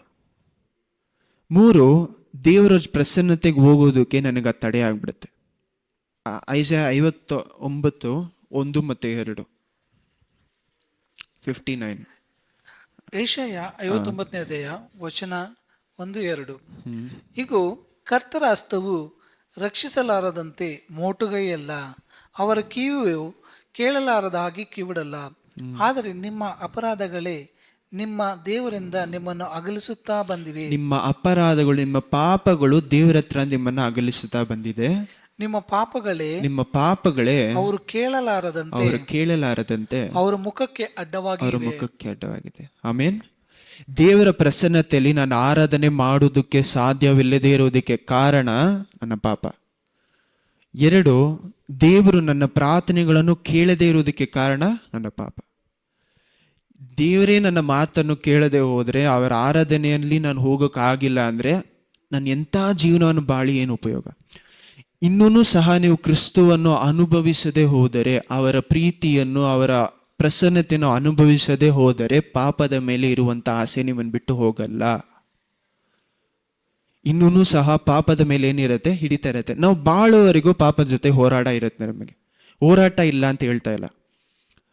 ಆದರೆ ಒಬ್ಬನು ಕ್ರಿಸ್ತುವಲ್ಲಿ ಬಂದ ಮೇಲೆ, ಅವರ ಪ್ರೀತಿಯನ್ನು ಅರ್ಥ ಮಾಡಿಕೊಂಡ ಮೇಲೆ ಇನ್ನೂ ಸಹ ಪಾಪದ ಜೊತೆ ಹೋರಾಟ ಇಲ್ಲದೆ ಹೋದರೆ ಎಲ್ಲೋ ತಪ್ಪಾಗಿ ನಡೀತಾ ಇದ್ದಾರೆ. ಯಾಕಂದ್ರೆ ಇದುವರೆಗೂ ಇನ್ನೊಂದ್ಸತಿ ಓದಿ, ರೋಮನ್ಸ್ 6ನೇ ಅಧ್ಯಾಯ 1ನೇ ವಾಕ್ಯ, 6ನೇ ವಾಕ್ಯ, 7ನೇ ವಾಕ್ಯ. ರೋಮನ್ಸ್ 6ನೇ ಅಧ್ಯಾಯ 1ನೇ ವಾಕ್ಯ, 6ನೇ ವಾಕ್ಯ ಮತ್ತು 7ನೇ ವಾಕ್ಯ. ರೋಮನ್ಸ್ 6ನೇ ಅಧ್ಯಾಯ 1, 6 ಮತ್ತು 7. ಹಾಗಾದ್ರೆ ಏನು ಹೇಳೋಣ? ದೇವರ ಕೃಪೆ ಹೆಚ್ಚಾಗಲಿ ಎಂದು. ದೇವರ ಕೃಪೆ ಚೆನ್ನಾಗಿ ಅರ್ಥ ಮಾಡ್ಕೊಳ್ಳಿ. ದೇವರ ಕೃಪೆ ಇದೆ, ಕರುಣೆ ಇದೆ. ಇಲ್ಲಿ ಏನ್ ಮಾಡ್ತಾರೆ? ಕೃಪೆ ಹೆಚ್ಚಾಗ್ಲಿ, ದೇವರ ಕೃಪೆ ಹೆಚ್ಚಾಗಲಿ ಎಂದು ನಾವು ಪಾಪದಲ್ಲಿ ಇನ್ನೇ ಇರಬೇಕು. 6ನೇ ವಾಕ್ಯ. ಪಾಪದೇನ ಸ್ವಭಾವವು ನಾಶವಾಗಿ ನಾವು ಇನ್ನು ಪಾಪದ ವಶದಲ್ಲಿ ಇರದಂತೆ ನಮ್ಮ ಪೂರ್ವ ಸ್ವಭಾವವನ್ನು ಕ್ರಿಸ್ತರು ಕೂಡ ಶಿಲುಬೆಗೆ ಹಾಕಲ್ಪಟ್ಟಿದ್ದಾರೆಂದು ತಿಳಿದಿದ್ದೇವೆ. ಸತ್ತವರು ಪಾಪದ ವಶದಿಂದ ಬಿಡುಗಡೆ ಹೊಂದಿದ್ದಾರೆ ಅಷ್ಟೇ. ಏನ್ ಹೇಳ್ತಾ ಇದ್ದಾರೆ ಇಲ್ಲಿ? ಮೊದಲು ಏನ್ ಹೇಳ್ತಾ ಇದ್ದಾರೆ? ಮೊದಲನೇ ವಾಕ್ಯದಲ್ಲಿ ದೇವರ ಕೃಪೆ ಹೆಚ್ಚಾಗ್ಲಿ ಅಂತ ನಾನು ಪಾಪದಲ್ಲಿ ಬಾಳಕ್ ಸಾಧ್ಯನಾ? ಕೃಪೆ ಏನು, ಕರುಣೆ ಅಂದ್ರೆ ಏನು? ಕೃಪೆ ಅನ್ನುವುದು ದೇವರು ನಮಗೆ ಕೊಡುವಂತ ಬಲ. ಒಂದು ವಿಷಯವನ್ನು ದಾಟಿ ಬರುವುದಕ್ಕೆ ದೇವರು ನನಗೆ ಕೊಡುವಂತ ಬಲ ಕೃಪೆ. ಆಮೇನ್, ಹಲ್ಲೆಲೂಯಾ. ಈ ಬಲ ಇಲ್ಲದೆ ಹೋದರೆ ನಾನು ಪಾಪವನ್ನು ದಾಟಿ ಬರಕ್ ಸಾಧ್ಯ ಇಲ್ಲ. ಆದ್ರೆ ಅವ್ರ ಬಲ ಯಾವ ರೀತಿ ಕ್ರಿಯೆ ಮಾಡುತ್ತೆ? ನನ್ನ ಮನಸ್ಸಾಕ್ಷಿಯಲ್ಲಿ ಮಾತನಾಡುವುದೇ ಅವರ ದೊಡ್ಡ ಬಲ. ನಾವು ಇದನ್ನೇ 6ನೇ ವಾಕ್ಯ 7ನೇ ವಾಕ್ಯದಲ್ಲಿ ಏನ್ ಹೇಳ್ತಾ ಇದ್ದಾರೆ? ನಾವು ಕ್ರಿಸ್ತುವಲ್ಲಿ ಜ್ಞಾನಸ್ಥಾನ ತೆಗೆದುಕೊಳ್ಳುವಾಗ ನಾನು ಲೋಕಕ್ಕೆ ಸತ್ತೋಗಿ ಕ್ರಿಸ್ತುವಿನಲ್ಲಿ ಏನಾಗ್ತಾ ಇದ್ದೇನಂತೆ? ಹೊಸ ಸೃಷ್ಟಿಯಾಗಿ ಆಚೆ ಬರ್ತಾ ಇದ್ದೀನಿ. ಆಮೇನ್, ಹಲ್ಲೆಲೂಯಾ. ಈ ಹೊಸ ಸೃಷ್ಟಿಯಾಗಿ ನನ್ನ ಆಚೆ ಬರುವಾಗ ನನ್ನೊಳಗಡೆ ಹೋರಾಟ ಪ್ರಾರಂಭಿಸ್ತಾ ಇದೆ. ಅರ್ಥ ಮಾಡ್ಕೊಳ್ಳಿ. ನಾನು ಹೊಸ ಸೃಷ್ಟಿಯಾಗಿ ನೀರಿನಿಂದ ಆಚೆ ಬರುವಾಗ ಅದುವರೆಗೂ ಪಾಪದ ಜೊತೆ ನನಗೆ ಹೋರಾಟ ಇರಲಿಲ್ಲ. ನಾನು ಪಾಪ ಏನ್ ಮಾಡ್ತಿದ್ವಿ? ಕೈ ಹಿಡಿದು ನಡ್ತಾ ಇದ್ವಿ. ಆದ್ರೆ ಇವಾಗ ಏನ್ ಸ್ಟಾರ್ಟ್ ಆಗ್ತಾ ಇದೆ? ನಾನು ರಕ್ಷಣೆ ಹೊಂದ್ಕೊಂಡ ಮೇಲೆ ಹೋರಾಟ ಸ್ಟಾರ್ಟ್ ಆಗ್ತಾ ಇದೆ. ಈ ಹೋರಾಟವನ್ನು ಹೋರಾಡುವಾಗ ಪೌಲ್ ಬರೆಯುವ ರೀತಿಯಲ್ಲಿ ಏನ್ ಬರೀತಾರೆ? ನನ್ನೊಳಗಡೆನೆ ನನಗೆ ಹೋರಾಟ ಇದೆ, ನನಗೆ ವಿರೋಧವಾಗಿ ನಾನೇ ಹೋರಾಡ್ತಾ ಇದ್ದೀನಿ ಅಂತ ಇದ್ದಾರೆ. ಇಲ್ಲಿ ಅವ್ರಿಗೂ ಮಾಂಸಕ್ಕೂ ಇರುವಂತ ಹೋರಾಟ, ಅವರಿಗೂ ಪಾಪಕ್ಕೆ ವಿರೋಧವಾದಂತ ಹೋರಾಟದಲ್ಲಿ ಯಾರು ಬರೀತಾ ಇದ್ದಾರೆ? ಪೌಲ್ ಬರೀತಾ ಇದ್ದಾರೆ. ಇಂಥ ಪೌಲ್ ಏನು ಹೇಳ್ತಾ ಇದ್ದಾರೆ? ಮಾಂಸದ ಜೊತೆ ನಾನು ಹೋರಾಡ್ತಾ ಇದ್ದೇನೆ ಅನ್ನೋದಿನವು ಅಂತ. ಪಾಪದ ಜೊತೆ ಹೋರಾಡುವುದಕ್ಕೂ ಪಾಪದ ಜೊತೆ ಕೈ ಹಿಡಿದುಕೊಂಡು ನಡೆಯುವುದಕ್ಕೂ ವ್ಯತ್ಯಾಸ ಇದೆ. ನನ್ನ ರಕ್ಷಣೆ ನನ್ನ ಕೈಯಲ್ಲಿ ಇಟ್ಕೊಂಡು ಇದನ್ನೇ ನನ್ನ ಗ್ಯಾರಂಟಿ ಅಂತ ತಗೊಂಡು ನನ್ನ ಪಾಪದಲ್ಲೂ ನಡೆಯೋಕ್ಕಾಗಲ್ಲ. ನನಗೆ ರಕ್ಷಣೆ ಯಾವ ಗ್ಯಾರಂಟಿ ಕೊಡ್ತಾ ಇದೆ? ನಾನು ತಪ್ಪು ಒಂದು ವೇಳೆ ನನ್ನನ್ನು ಮೀರಿ, ನಾನು ವಾಕ್ಯದಲ್ಲಿ ಸರಿಯಾಗಿಲ್ಲದೆ ಪವಿತ್ರಾತ್ಮ ಹೇಳೋದೆಲ್ಲ ಕೇಳಿನೂ ನನ್ನನ್ನು ಮೀರಿ ಒಂದೊಂದು ಸತಿ ಬರುತ್ತಲ್ಲ, ನಾವಿನ್ನೂ ಹಾಲು ಕುಡಿಯುವಂಥ ಸ್ಟೇಜಲ್ಲಿರುವಾಗ ವಾಕ್ಯವನ್ನು ಸರಿಯಾಗಿ ಅರ್ಥ ಮಾಡಿಕೊಳ್ಳಿ. ಹೀಬ್ರೂಸ್ 4ನೇ ಅಧ್ಯಾಯದಲ್ಲಿ 5ನೇ ಅಧ್ಯಾಯದಲ್ಲಿ ಏನು ಹೇಳ್ತಾ ಇದ್ದಾರೆ? ಹಾಲು ಕುಡಿಯುವಂಥ ಮಕ್ಕಳಿಗೆ ಒಳ್ಳೆಯದೇನು ಕೆಟ್ಟದೇನು ಅಂತ ಅರ್ಥ ಆಗಲ್ಲ. ಅಂಥ ಮಕ್ಕಳಿಗೆ ದೇವರ ಕೃಪೆ ಏನಾಗಿರುತ್ತೆ, ಸದಾಕಾಲ ಇರುತ್ತೆ. ಯಾಕೆ ಅವರ ಕೃಪೆ ಕರುಣೆ ತೋರಿಸ್ತಾರೆ? ಇನ್ನೂ ಕಲಿತಾ ಇದ್ದಾರೆ ಅಂತ. ಅವ್ರು ಕಲಿಯುವಾಗ ನಮ್ಗೇನು ಒಂದು ವಿಷಯ, ಇವಾಗ ಒಂದು ಮಗು ನಡೆಯಕ್ಕೆ ಕಲಿತಾ ಇದೆ ಅಂದರೆ ಆ ಮಗುಗೆ ಏನು ಬೇಕು? ಬಿದ್ದು ಬಿದ್ದು ಎದ್ದು ಬರುವಾಗಲ್ಲ ಅಮ್ಮ ನೋಡಿ ಅಪ್ಪ ನೋಡಿ ಏನು ಬೈತಾ ಇದ್ರೆ ಆ ಮಗು ನಡೆಯಕ್ಕೆ ಕಲಿಯತ್ತಾ? ಅದೇ ಮಗುವನ್ನು ನೋಡಿ ನಾನು ನಿನ್ನ ಕೃಪೆ ಕೊಡ್ತೇನೆ, ನಾನು ನಿನ್ನ ಕರುಣೆ ಕೊಡ್ತೇನೆ, ಏನು ಮಾಡತ್ತೆ? ಇನ್ನೂ ಚೆನ್ನಾಗಿ ನಡೆಯಕ್ಕೆ ಪ್ರಾರಂಭಿಸುತ್ತೆ. ಆಮೇನ್. ನಾವು ಆ ರೀತಿ ನಡೆಯುವಾಗ ನಮಗೆ ಸಪೋರ್ಟ್ ಕೊಟ್ಟು ನಡೆಯುವುದನ್ನು ಕಲಿಸೋದು ಯಾರು? ಕೈ ಹಿಡಿದು ನಡೆಸೋದು ಯೇಸು ಕ್ರಿಸ್ತು, ಪವಿತ್ರಾತ್ಮರ ಕೃಪೆ. ಆಮೇನ್. ಇದೇ ನಾನು ಬೆಳೆಯುವಾಗ, ಆ ವಾಕ್ಯ ನನ್ನಲ್ಲಿ ಆಳವಾಗಿ ಹೋಗುವಾಗ ಏನಾಗಬೇಕು? ನಾನು ದೊಡ್ಡವನಾಗಬೇಕು. ಕೆಟ್ಟದೇನು ಒಳ್ಳೇದೇನು ಅಂತ ನಾನು ಡಿಸೈಡ್ ಮಾಡುವಷ್ಟು ಜ್ಞಾನ ನನ್ನಲ್ಲಿ ಬರಬೇಕು. ಆಮೇನ್. ಇದನ್ನೇ ದೇವರು ಭಯದ ಸ್ಥಾನದಿಂದ ನೀವು ನನ್ನ ಆಜ್ಞೆಗಳನ್ನು ಕೀಳ್ಪಡೆಯುವುದು ಬೇಡ ಅಂತಾರೆ. ಭಯದ ಸ್ಥಾನ ಅಂದರೆ ಒಂದು ವಿಷಯವನ್ನು ಇವಾಗ ತುಂಬ ಸಿಂಪಲ್ ಆಗಿ ತಗೊಬೇಕಂದ್ರೆ, ಇಬ್ಬರು ದಂಪತಿಯರನ್ನು ತಗೊಳ್ಳಿ, ಒಂದು ಹಸ್ಬೆಂಡ್ ವೈಫ್ ಇದ್ದಾರೆ ಅಂತ ತಗೊಳ್ಳಿ. ನೀವು ಹಸ್ಬೆಂಡ್ ವೈಫ್ ಮೇಲೆ ಅವ್ರನ್ನ ಬಿಟ್ಟು ಬೇರೆಯವ್ರ ಜೊತೆ ನೀವು ಪಾಪ ಮಾಡದೇ ಇರೋದಕ್ಕೆ ಕಾರಣ ಏನಾಗಿರಬೇಕು? ಅವ್ರ ಮೇಲೆ ಇರುವಂಥ ಪ್ರೀತಿ. ಆಮೇನ್. ಹಲ್ಲೆಲೂಯಾ. ಒಬ್ಬರ ಮೇಲೆ ಇರುವಂಥ ಪ್ರೀತಿ ಇನ್ನೊಬ್ಬರನ್ನ ನೋಡೋದ್ರಿಂದ ನಾನು ಏನು ಮಾಡತ್ತೆ? ಅಸಹ್ಯ ಮಾಡಿಸುತ್ತೆ. ಒಬ್ಬರ ಮೇಲೆ ಇರುವಂಥ ಪ್ರೀತಿ ಬೇರೆಯವ್ರು ನೋಡೋದ್ರಿಂದ ನನಗೆ ಭಯ ಕೊಡುತ್ತೆ. ಏನಂತ? ಒಂದು ವೇಳೆ ನನ್ನನ್ನು ಇವ್ರು ಬಿಟ್ಟು ಹೋಗ್ಬಿಡ್ತಾರಾ, ನಾನು ಏನು ಇವ್ರಿಗೆ ಆನ್ಸರ್ ಕೊಡಲಿ? ಆ ಭಯ, ಒಳ್ಳೆ ಭಯ ಅದು. ಆ ಭಯ ನನ್ನಲ್ಲಿ ಇಲ್ಲದೆ ಹೋದ್ರೆ ಏನು ಮಾಡ್ತೀನಿ? ನೋಡಿದ್ರೆ ಏನಾಯ್ತು ಪರವಾಗಿಲ್ಲ, ಮಾಡಿದ್ರೆ ಏನಾಯ್ತು ಪರವಾಗಿಲ್ಲ. ಈ ಭಯ ನನ್ನಲ್ಲಿ ಇರೋದೇನು? ಒಳ್ಳೆ ಭಯ. ಎಲ್ಲಿ ನನ್ನ ಹೆಂಡ್ತಿನೋ ಗಂಡ ನನ್ನನ್ನು ಬಿಟ್ಟು ಹೋಗ್ಬಿಡ್ತಾರೋ ಅನ್ನುವಂಥ ಭಯ. ಮೊದಲು ಪ್ರೀತಿ. ಯಾಕಂದ್ರೆ ಮೊದಲನೇ ಯೋಹಾನ 4:5 ಏನು ಹೇಳ್ತಾರೆ? Perfect love cast out fear. ಸಂಪೂರ್ಣವಾದಂಥ ಪ್ರೀತಿ ಎಲ್ಲ ಭಯವನ್ನು ಏನು ಮಾಡುತ್ತೆ? ಹೊರಡು ಹೋಗ್ಬಿಡುತ್ತೆ. ಯಾವ ಭಯವನ್ನು ತೆಗೆದಾಕತ್ತೆ? ಅಲ್ಲ, ಪಾಪ ಮಾಡಿದ್ರೆ ನನಗೆ ಶಾಪ ಬರತ್ತಾ ಅನ್ನುವಂಥ ಭಯ. ನಾ ತಪ್ಪು ಬನ್ನ எனக்கு சாபம் வருமான்ற ಭಯತೆ என்ன பண்ணுது? ಪರ್ಫೆಕ್ಟ್ ಆದ ಲವ್ ಏನು ಮಾಡುತ್ತೆ? ಸಂಪೂರ್ಣವಾದ ಪ್ರೀತಿ ನನ್ನಿಂದ ತೆಗೆದಾಕ್ಬಿಡುತ್ತೆ. ಯಾಕಂದ್ರೆ ನನ್ನ ಪಾಪಗಳಿಗೆ ನಾನು ಸಂಬಳ ಕಟ್ತಾ ಇಲ್ಲ. ಪಾಪದ ಸಂಬಳ ಏನು? ಮರಣ. ನಿತ್ಯವಾದಂಥ ಮರಣದಿಂದ ಯೇಸು ಕ್ರಿಸ್ತು ನನ್ನನ್ನು ರಕ್ಷಣೆ ಕೊಟ್ಟು ಕಾಪಾಡಿದ್ದಾರೆ. ಆಮೇನ್. ನಿತ್ಯವಾದಂಥ ಮರಣ ನಮಗಿಲ್ಲ ಅಂತ ಒಂದು ಗ್ಯಾರಂಟಿ ನನ್ನಲ್ಲಿ ಇರಬೇಕು. ಆದರೆ ನನ್ನಲ್ಲಿ ಒಂದು ರಿಲೇಶನ್ಶಿಪ್, ಒಂದು ಸಂಬಂಧದಲ್ಲಿ ಇರುವಂಥ ಭಯ ಇರಬೇಕೇನು? ನನ್ನನ್ನು ಬಿಟ್ಟು ದೇವರು ದೂರ ಹೋಗ್ಬಿಡ್ತಾರೋ. ನಾವು ನಿತ್ಯ ಜೀವ ಪಡ್ಕೊಳ್ಳೋದು ದೊಡ್ಡ ವಿಷಯ ಅಲ್ಲ. ನಿತ್ಯ ಜೀವಕ್ಕಿಂತ ದೊಡ್ಡ ವಿಷಯ ಏನು ಗೊತ್ತಾ? ಅನುದಿನವೂ ದೇವ್ರ ಹತ್ರ ಇಲ್ಲಿ ಮಾತಾಡೋದು. ದೇವರು ಇವಾಗ ಐಸಾಯ 59 ಏನು ಹೇಳಿದ್ರು? 59 ಏನು ಹೇಳಿದ್ರು? ನಿಮ್ಮ ಪಾಪಗಳು ದೇವರು ನಿಮ್ಮ ಪ್ರಾರ್ಥನೆಯನ್ನು ಕೇಳಿಸ್ಕೊಂಡಿದ್ರೆ ಏನು ಮಾಡ್ತಾ ಇದೆ ಅಂತೆ? ಅವರ ಕಿವಿಯನ್ನು ಮಂಡು ಮಾಡ್ತಾ ಇದೆ ಅಂತೆ. ಇನ್ನೊಂದು ವಿಷಯ ಏನು ಗೊತ್ತಾ? ನಮ್ಮ ಪಾಪಗಳು ನಮ್ಮ ಕಿವಿನೂ ಸಹ ಮಂಡು ಮಾಡುತ್ತೆ. ಅದನ್ನೇ ಹೀಬ್ರೂಸ್ 5ನೇ ಅಧ್ಯಾಯದಲ್ಲಿ ಹೇಳ್ತಾ ಇದ್ದಾರೆ. ನಿಮ್ಮ ತಪ್ಪುಗಳು ಏನು ಹೇಳ್ತಾ ಇದ್ದಾರೆ? ಇನ್ನು ನಿಮ್ಮ ಮೈಂಡ್ ಏನಾಗಿದೆ ಅಂತೆ? ಮಂಡಾಗಿದೆ. ಅದಕ್ಕೆ ನಾವು ತಿರುಗಿ ತಿರುಗಿ ಹೇಳಿದ್ದನ್ನೇ ಹೇಳ್ಬೇಕಾಗಿದೆ. ಆಮೇನ್. ನಾವು ಹೇಳಿದ್ದನ್ನೇ ಹೇಳ್ತಾ ಇರೋದಕ್ಕೆ ಕಾರಣ ನಮ್ಮ ಪಾಪಗಳು. ಈ ಆಳವಾದ ಸತ್ಯ ನಿಮ್ಗೆ ಅರ್ಥ ಆಗದೆ. ಯಾಕಂದ್ರೆ ಸಂಡೇ ಒಂದು ದಿವಸ ಕೂತ್ಕೊಳ್ಳೋದ್ರಿಂದ ನಿಮ್ಮ ಸತ್ಯ ನಿಮಗೆ ಅರ್ಥ ಆಗಲ್ಲ. 6 ದಿವಸ ನೀವು ಮನೆಯಲ್ಲಿ ನಿಮ್ಮ ಸಭೆ ನಡೆಸಿದ್ರೆ 7ನೇ ದಿವಸ ಇಲ್ಲಿ ಬರುವಾಗ ನೆಕ್ಸ್ಟ್ ವೀಕ್ ಬೇಕಾದಂಥ ಜ್ಞಾನ ಸಿಗುತ್ತೆ. ಒಂದೇ ದಿವಸ ನಾನು ಕೂತ್ಕೊಂಡು ಬೈಬಲ್ ಓದ್ತೀನಿ, ನನಗೆ ಆಳವಾದ ಸತ್ಯ ಅರ್ಥ ಆಗ್ಬೇಕಂದ್ರೆ ಆಗಲ್ಲ. ಆಳವಾದಂಥ ಸತ್ಯ ಬರೀ ಬೋಧಕರಿಗೆ ಮಾತ್ರ ಅಲ್ಲ, ನಿಮಗೂ ಸಹ ಆಳವಾದ ಸತ್ಯ ಬೇಕು. ನಿಮ್ಮ ಜೀವನ ನಡೆಸೋಕ್ಕೆ ಬೇಕಾದಂತು. ನಾನು 6 ದಿವಸ ದೇವ್ರ ಹತ್ರ ಹೋಗಿ ಕೂತ್ಕೊಳ್ಳೋದು ಸಂಡೇ ಬಂದು ಪ್ರೀಚ್ ಮಾಡಬೇಕು ಅಂತ ಅಲ್ಲ. ನನಗೆ ದೇವ್ರು ಇಲ್ಲದೆ ಹೋದರೆ ನಾನು ನಿಂತ್ಕೊಳ್ಳೋಕ್ಕೂ ಸಹ ಆಗಲ್ಲ. ಆ ಕಾರಣದಿಂದ ದೇವ್ರ ನೋಡ್ತಾ ಇದ್ದೀವಿ. ಆಮೇನ್. ನಾವು ನಿಮಗೋಸ್ಕರ ಪ್ರಿಪೇರ್ ಮಾಡೋದು ಒಂದು ದಿವಸ ಅಷ್ಟೇ. ನಿಮಗೆ ಕೊಡಬೇಕಾದಂಥ ಸರ್ಮನ್ ಅಂದರೆ, ನಿಮಗೆ ಕೊಡಬೇಕಾದಂಥ ವಾಕ್ಯ ಯಾವಾಗ ಪ್ರಿಪೇರ್ ಮಾಡ್ತೀನಿ? ಒಂದು ದಿವಸ, ಇವತ್ತು ಕೂತ್ಕೊಂಡು ಪ್ರಿಪೇರ್ ಮಾಡ್ತೀನಿ. 6 ದಿವಸ ದೇವ್ರು ನನಗೋಸ್ಕರ ಮಾತಾಡ್ತಾರೆ. ಆಮೇನ್. ಅದೇ ರೀತಿ ನಿಮಗೋಸ್ಕರನೂ ಮಾತಾಡ್ತಾರೆ. ನೀವು ಕೂತ್ಕೊಳ್ಳುವುದು ಏನಕ್ಕೋಸ್ಕರ ಇರಬೇಕು? ಭಯದಿಂದ ಅಲ್ಲ. ಯಾವುದನ್ನು ಸಹ ನೀವು ಭಯದಿಂದ ಮಾಡಕ್ಕೆ ಪ್ರಾರಂಭಿಸ್ತೀರೋ ಅಲ್ಲಿ ಏನಾಗತ್ತೆ? ಇಸ್ರೇಲ್ ಜನರು ಯಾವ ರೀತಿ ಬಿಟ್ಟು ಬಿಟ್ಟು ಹೋಗ್ಬಿಟ್ರು, ಭಯ ನಮ್ಮನ್ನು ಬಿಟ್ಟು ಹೋಗ್ಬಿಡುತ್ತೆ.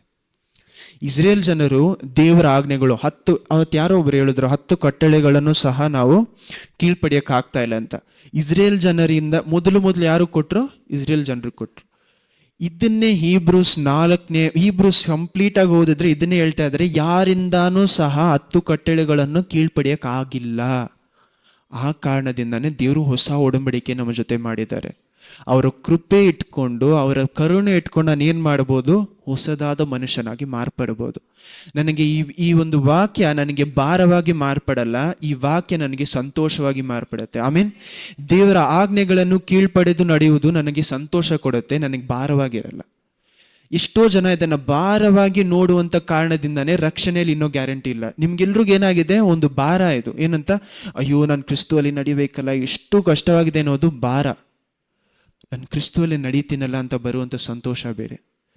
ಕ್ರಿಸ್ತುವಿನ ದಾರಿಯಲ್ಲಿ ನಡೆಯುವಾಗ ನಮಗೆ ಭಾರ ಇರಲ್ಲ, ಸಂತೋಷ ಇರುತ್ತೆ. ನಿಂದೆಗಳು ಬರ್ಬೋದು, ಅವಮಾನ ಬರ್ಬೋದು, ಕಷ್ಟ ಬರುತ್ತೆ, ಆದರೆ ಅದೆಲ್ಲವನ್ನು ಮೀರಿ ನಮ್ಮಲ್ಲಿ ಭಾರ ಇರಲ್ಲ. ಈ ಭಾರವನ್ನು ತೆಗೆಯುವುದೇ ಯೇಸು ಕ್ರಿಸ್ತುವಿನ ಆಸೆ. ಆಮೇನ್. ಹಲ್ಲೆಲೂಯಾ. ಅದೇ ಹೀಬ್ರೂಸಲ್ಲಿ 4ನೇ ಅಧ್ಯಾಯ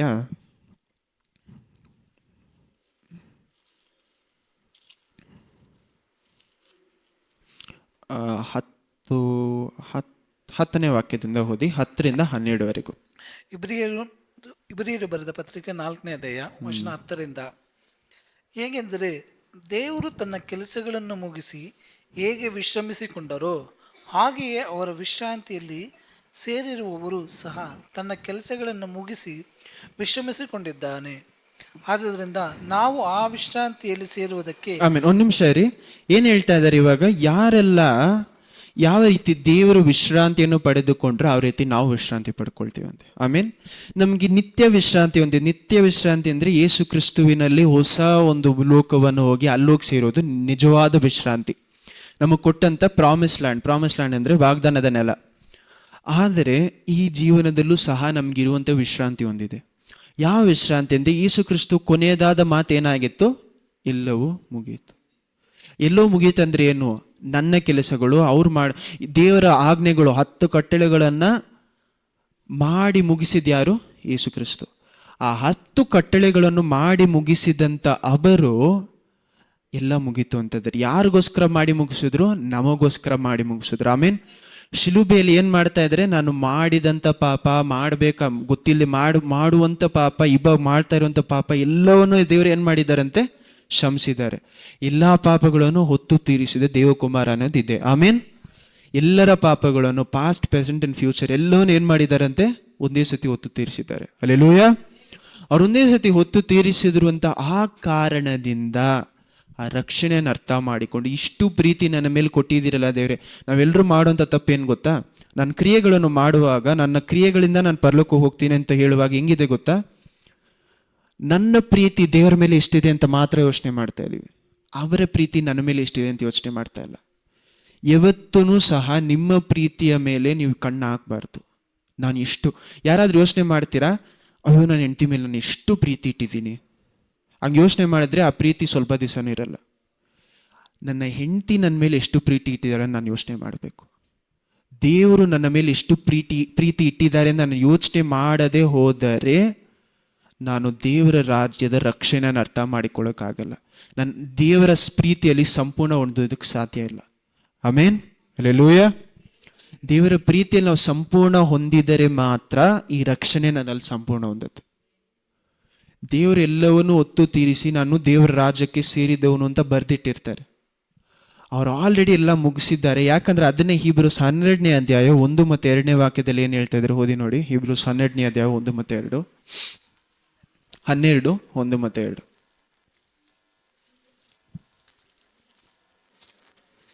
ಇಬ್ರಿಯರು ಬರೆದ ಪತ್ರಿಕೆ 12ನೇ ಅಧ್ಯಾಯ ವಚನ 1, 2.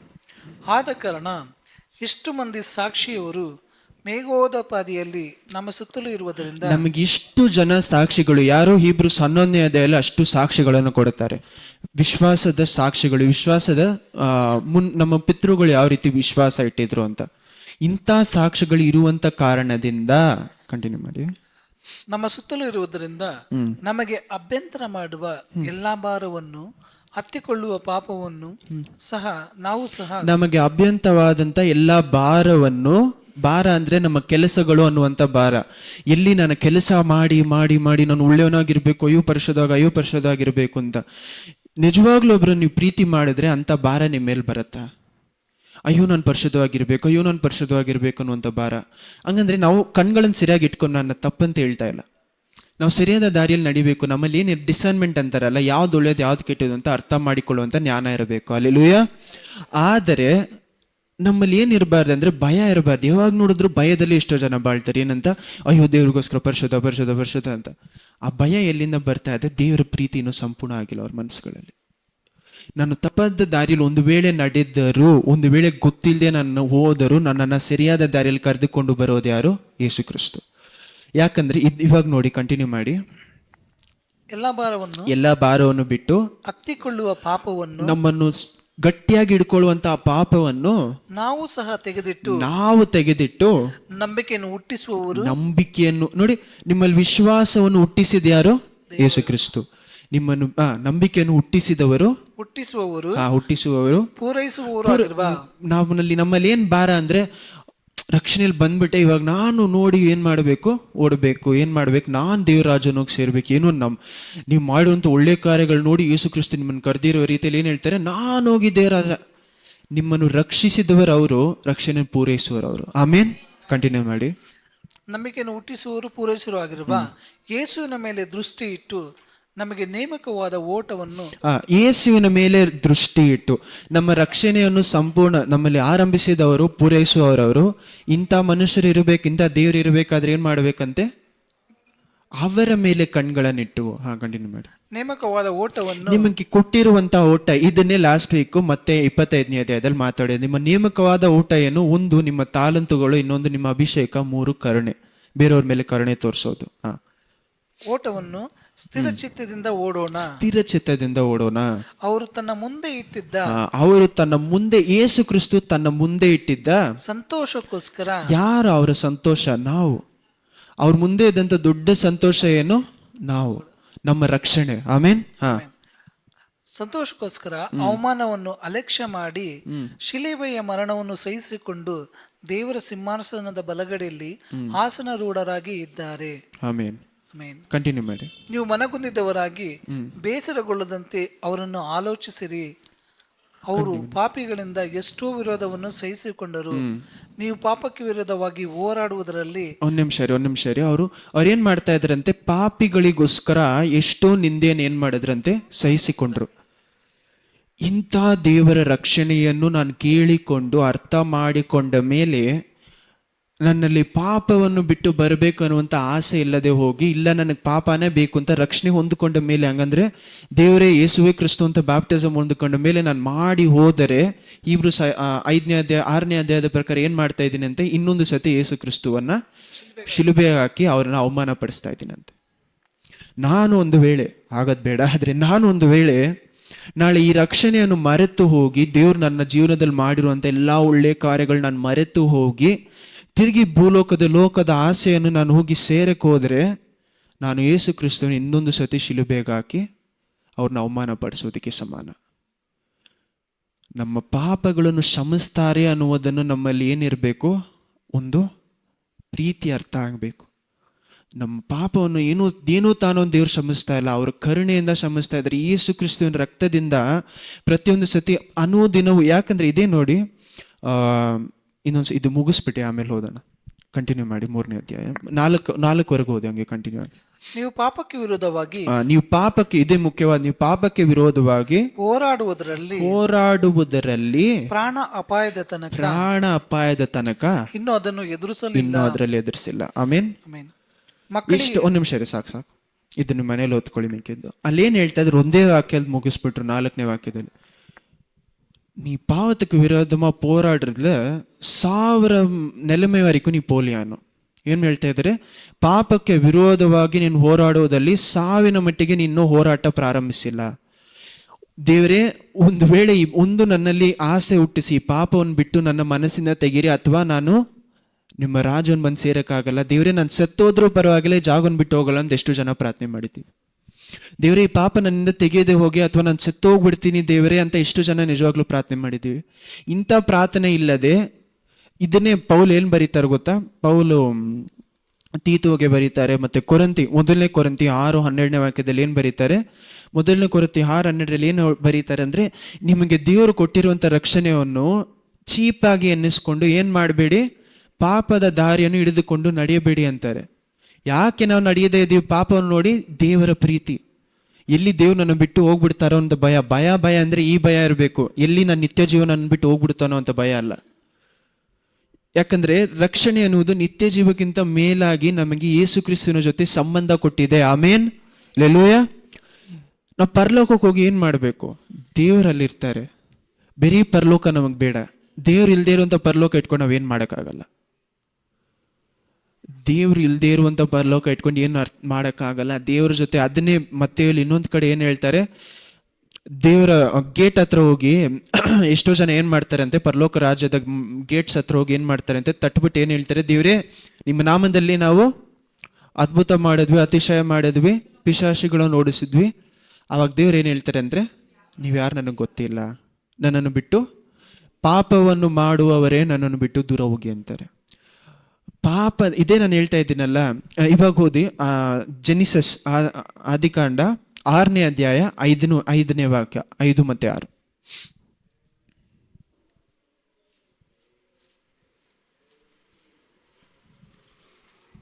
ಆದಿಕಾಂಡ 6ನೇ ಅಧ್ಯಾಯ ವಚನ 5 ಮತ್ತೆ 6. ಕಂಟಿನ್ಯೂ.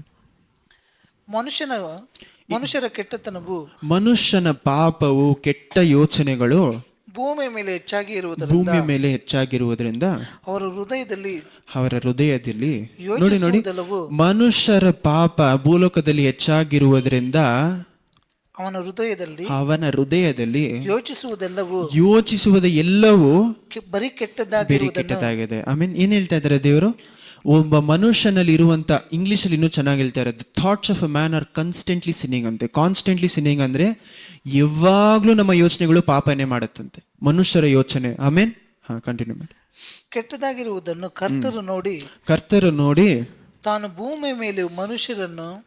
ಭೂಮಿಯ ಮೇಲೆ ಮನುಷ್ಯರನ್ನು ಉಂಟು ಮಾಡಿದ್ದಕ್ಕೆ ಪಶ್ಚಾತ್ತಾಪಪಟ್ಟು ತನ್ನ ಹೃದಯದಲ್ಲಿ ದೇವರು ಮೊದಲನೇ ಸಾರಿ ಭೂಲೋಕವನ್ನು ಸೃಷ್ಟಿ ಮಾಡಿದಾಗ ಯಾವಾಗ ನೊಂದ್ಕೊಂಡ್ರು?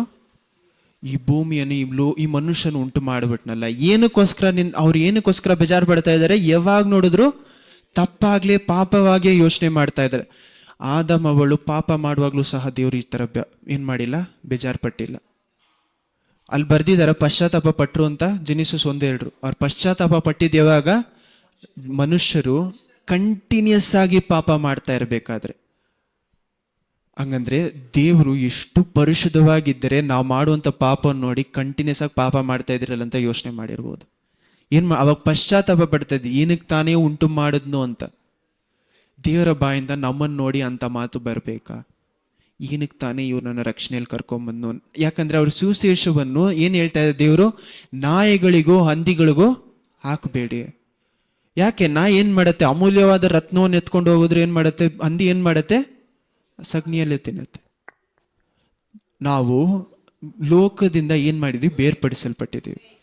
ನಾವು ಕುರಿಮರಿಗಳಾಗಿದ್ದೀವಿ, ದೇವರ ಕುರಿಮರಿಗಳು. ಆಮೇನ್. ಆದ್ರೆ ಕುರಿಮರಿಗಳು ಒಂದು ತಮಿಳಲ್ಲಿ ಒಂದು ಏನ್ ಹೇಳುತ್ತೆ, ಒಂದು ಪ್ರಾಬ್ ಏನ್ ಹೇಳ್ತಾರೆ, ಪಂಡ್ರಿಯೋಡ ಸೇಂದ ಕಂಡ್ರಿಯಮ್ ಏನಾಗತ್ತಂತೆ, ಅದನ್ನೇ ಮಾಡತ್ತಂತೆ.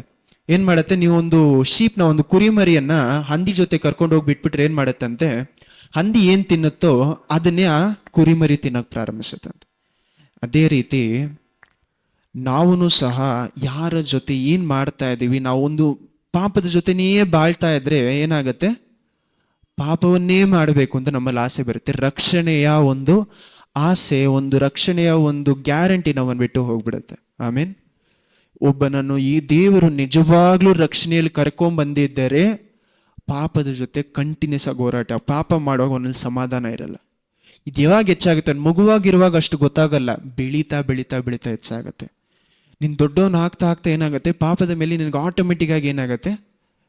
ಯಾಕೆ? ನಮ್ಮ ದೇವರ ಪ್ರಸನ್ನತೆಯಲ್ಲಿ ಹೆಚ್ಚಾಗಿ ಬೆಳೀತಾ ಇರ್ತೀವಿ. ಆಮೇನ್.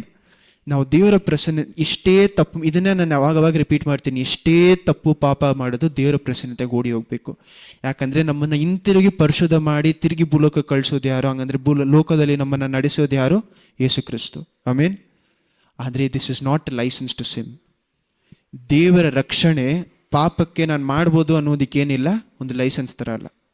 ಕಂಟಿನ್ಯೂ ಮಾಡಿ, ಆ ವಾಕ್ಯವನ್ನು ಮುಗಿಸ್ಬಿಡಂಗೆ. ನೋವನ್ನು ಕುರಿತಾಗಿ ಮಾತಾಡ್ತಾರಲ್ಲಿ, ನಾನು ಸೃಷ್ಟಿಸಿದ ಮನುಷ್ಯರ ಜಾತಿಯನ್ನು ಭೂಮಿ ಮೇಲಿರುವ ಭೂಮಿಯ ಮೇಲಿನಿಂದ ಅಳಿಸಿಬಿಡುವನು. ಅದನ್ನು ಉಂಟು ಮಾಡಿದ್ದಕ್ಕೆ ನನ್ನಲ್ಲಿ ಪಶ್ಚಾತ್ತಾಪ ಹುಟ್ಟಿತು. ಮನುಷ್ಯರೊಂದಿಗೆ ಸಕಲ ಮೃಗ ಕ್ರಿಮಿ ಪಕ್ಷಿಗಳನ್ನು ಅಳಿಸಿಬಿಡುವನು ಅಂದುಕೊಂಡರು.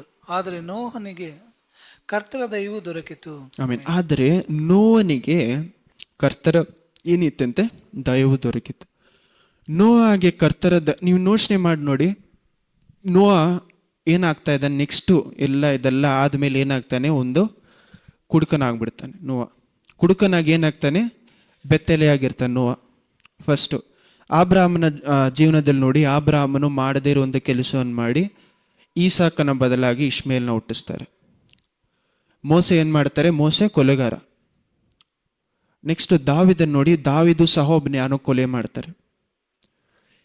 ಎಲ್ಲ ಮನುಷ್ಯರಲ್ಲಿ ಪಾಪ ಇದ್ದರೂ ಅವರಲ್ಲಿ ಇದ್ದಿದ್ದು ಒಂದೇ ವಿಷಯ ಏನು ಗೊತ್ತಾ, ಪಶ್ಚಾತ್ತಾಪ. ಸೆಕೆಂಡು ಒಬೀಡಿಯನ್ಸ್, ದೇವರು ಹೇಳುವುದನ್ನು ಕೇಳಿ ಕೀಳ್ಪಡೆಯುವುದು, ಒಳಪಡುವುದು. ಎರಡೇ ವಿಷಯಗಳು ದೇವ್ರು ನೋಡ್ತಾರೆ. ನಮ್ಮಲ್ಲಿ ನೋಡುವಂಥ ದೊಡ್ಡ ವಿಷಯ ಮೊದಲು ಪಶ್ಚಾತ್ತಾಪ ಪಡ್ತೀವ ಅಂತ, ಎರಡು ದೇವ್ರು ಹೇಳುವುದನ್ನು ಕೇಳಿ ನಡಿತೀವ ಅಂತ, ಒಳಪಡ್ತೀವ ಅಂತ. ಆಮೇಲೆ ನಿಮ್ಮಲ್ಲಿ ಏನು ಬೇಕಾದರೂ ಇರ್ಬೋದು, ಇಷ್ಟೇ ತಪ್ಪಿರ್ಬೋದು, ಆದರೆ ದೇವರು ಹೇಳುವಾಗ ಅದನ್ನು ನಾವು ಕೇಳಿಸ್ಕೊಂಡು ಅದನ್ನು ಬಿಟ್ಟು ಆಚೆ ಬರೋದಕ್ಕೆ ಪ್ರಯತ್ನ ಪಡ್ತಾ ಇದ್ದೀವ. ನಮ್ಮಲ್ಲಿ ಆ ಮನಸ್ಸಿದೆಯಾ, ನನ್ನನ್ನು ನಾನು ಪರಿಶುದ್ಧಗೊಳಿಸಿಕೊಳ್ಳುವುದು, ಎಲ್ಲಿ ನನ್ನ ರಕ್ಷಣೆ ಹೋಗ್ಬಿಡುತ್ತೆ ಅಂತಲ್ಲ, ಎಲ್ಲಿ ದೇವ್ರು ನಾಳೆ ನನ್ನ ಜೊತೆ ಮಾತಾಡಲ್ಲ ಅನ್ನೋದು. ನಾನು ಈ ಸಮಯ ಅದಕ್ಕೆ ಹೇಳ್ತೀನಲ್ಲ, ಈ ಸಮಯ ಸತ್ತೋದ್ರೂ ನನ್ನಲ್ಲಿ ಯಾಕೆ ಗ್ಯಾರಂಟಿ ಇದೆ, ನಾನು ಒಳ್ಳೆಯವನು, ನಾನು ಪಾಪ ಮಾಡ್ತಾ ಇಲ್ಲ ಅನ್ನೋದ್ರಿಂದ ಅಲ್ಲ. ನಾನು 60 ವಯಸ್ಸಲ್ಲ, ನಾನು 80 ಇಯರ್ಸ್ ಆದರೂ ದೇವ್ರು ಆಬ್ರಾಮ್ ನೋಡಿ ಏನು ಹೇಳ್ತಾ ಇದ್ದಾರೆ, ನಿನ್ನ ಮನಸ್ಸನ್ನು ನೋಡ್ಕೊ, ಪರಿಶುದ್ಧವಾಗಿ ನಡಿ ಅಂತಾರೆ. ಸೊ ನಾನು ಈ ಭೂಲೋಕದಲ್ಲಿ ಇರುವವರೆಗೂ, ನೀವು ಈ ಭೂಲೋಕದಲ್ಲಿ ಇರುವವರೆಗೂ, ಜೆನಿಸಸ್ ಆದಿಯಾಗಮ 6:5 ಪ್ರಕಾರ ಏನು ಮಾಡ್ತಾ ಇದ್ದೀವಿ, ನಾವೆಲ್ಲರಲ್ಲೂ ಕಂಟಿನ್ಯೂಸ್ ಆಗಿ ಪಾಪ ಇರುತ್ತೆ. ಅದಕ್ಕೋಸ್ಕರನೇ ಅನುದಿನವೂ ದೇವರ ರಾಜ್ಯಕ್ಕೆ, ದೇವರ ಪ್ರಸನ್ನತೆಗೆ ಹೋಗಿ ನಮ್ಮನ್ನು ಪರಿಶುದ್ಧಗೊಳಿಸ್ತಾ ಇದ್ದೀವಿ. ಆಮೇಲೆ ದೇವರ ಪ್ರಸನ್ನತೆ ನಮ್ಮನ್ನು ಪರಿಶುದ್ಧಗೊಳಿಸುತ್ತೆ. ಆ ಪರಿಶುದ್ಧಗೊಳಿಸಿ ಅವರ ಕೃಪೆ ನನ್ನಲ್ಲಿ ಇರಬೇಕಾದ್ರೆ ನಾನು ಏನು ಮಾಡಲ್ಲ, ಕೃಪೆ ಇಟ್ಕೊಂಡು ರೋಮನ್ಸ್ 6ನೇ ಅಧ್ಯಾಯದ ಪ್ರಕಾರ ಏನು ಮಾಡಲ್ಲ, ಸುಲಭವಾಗಿ ತಗೊಳ್ಳಿ ನನ್ನ ಪಾಪಕ್ಕೆ ಹೋಗಲ್ಲ. ನೆಕ್ಸ್ಟ್ ಟೈಮ್ ಹೋಗೋದಕ್ಕೆ ಮೊದಲು ಏನು ಮಾಡ್ತಾರೆ ಅಂದರೆ, ದೇವ್ರು ಯಾವಾಗಲೂ ಒಂದು ಸಿಚುವೇಶನ್ ಕೊಡ್ತಾರೆ ಎಲ್ಲರ ಜೀವನ. ನಿಜವಾಗ್ಲೂ ನಾವು ದೇವರಲ್ಲಿ ಬೆಳೀತಾ ಇದ್ರೆ ಒಂದು ಸಿಚುವೇಶನ್ ಕೊಡ್ತಾರೆ. ನಾನು 3 ತಿಂಗಳು ಇಟ್ಕೊಂಡು ಕಷ್ಟಪಟ್ಟೆ, 3 ತಿಂಗಳು. ಒಂದು ನಾನಿರಬೇಕು, ಹಂಗಂದ್ರೆ ದೇವ್ರು ಇರಬೇಕು ಅಥವಾ ಪಾಪ ಇರಬೇಕು ಅಂತ ಬಿಟ್ಬಿಟ್ಟು ಹೋಗ್ಬಿಟ್ರೆ ದೇವ್ರು. 3 ತಿಂಗಳು ಕಂಟಿನ್ಯೂಸ್ ಆಗಿ ಹತ್ತಿದ್ದೀನಿ, ಎವ್ರಿ ಡೇ ಹತ್ತಿದ್ದೀನಿ ದೇವ್ರ ಹತ್ರ. 3 ಮಂತ್ಸ್ ಏನು ಮಾಡಿದ್ದೀನಿ, ಕಂಟಿನ್ಯೂಸ್ ಆಗಿ ಹತ್ತಿದ್ದೀನಿ. ದೇವರೇ ನನ್ನಲ್ಲಿ ಇರುವಂಥ ಆಸೆಗಳನ್ನು ತೆಗೆದಾಕಿ ನಿಮ್ಮ ಆಸೆಗಳು ನನ್ನಲ್ಲಿ ಬರಬೇಕು ಅಂತ.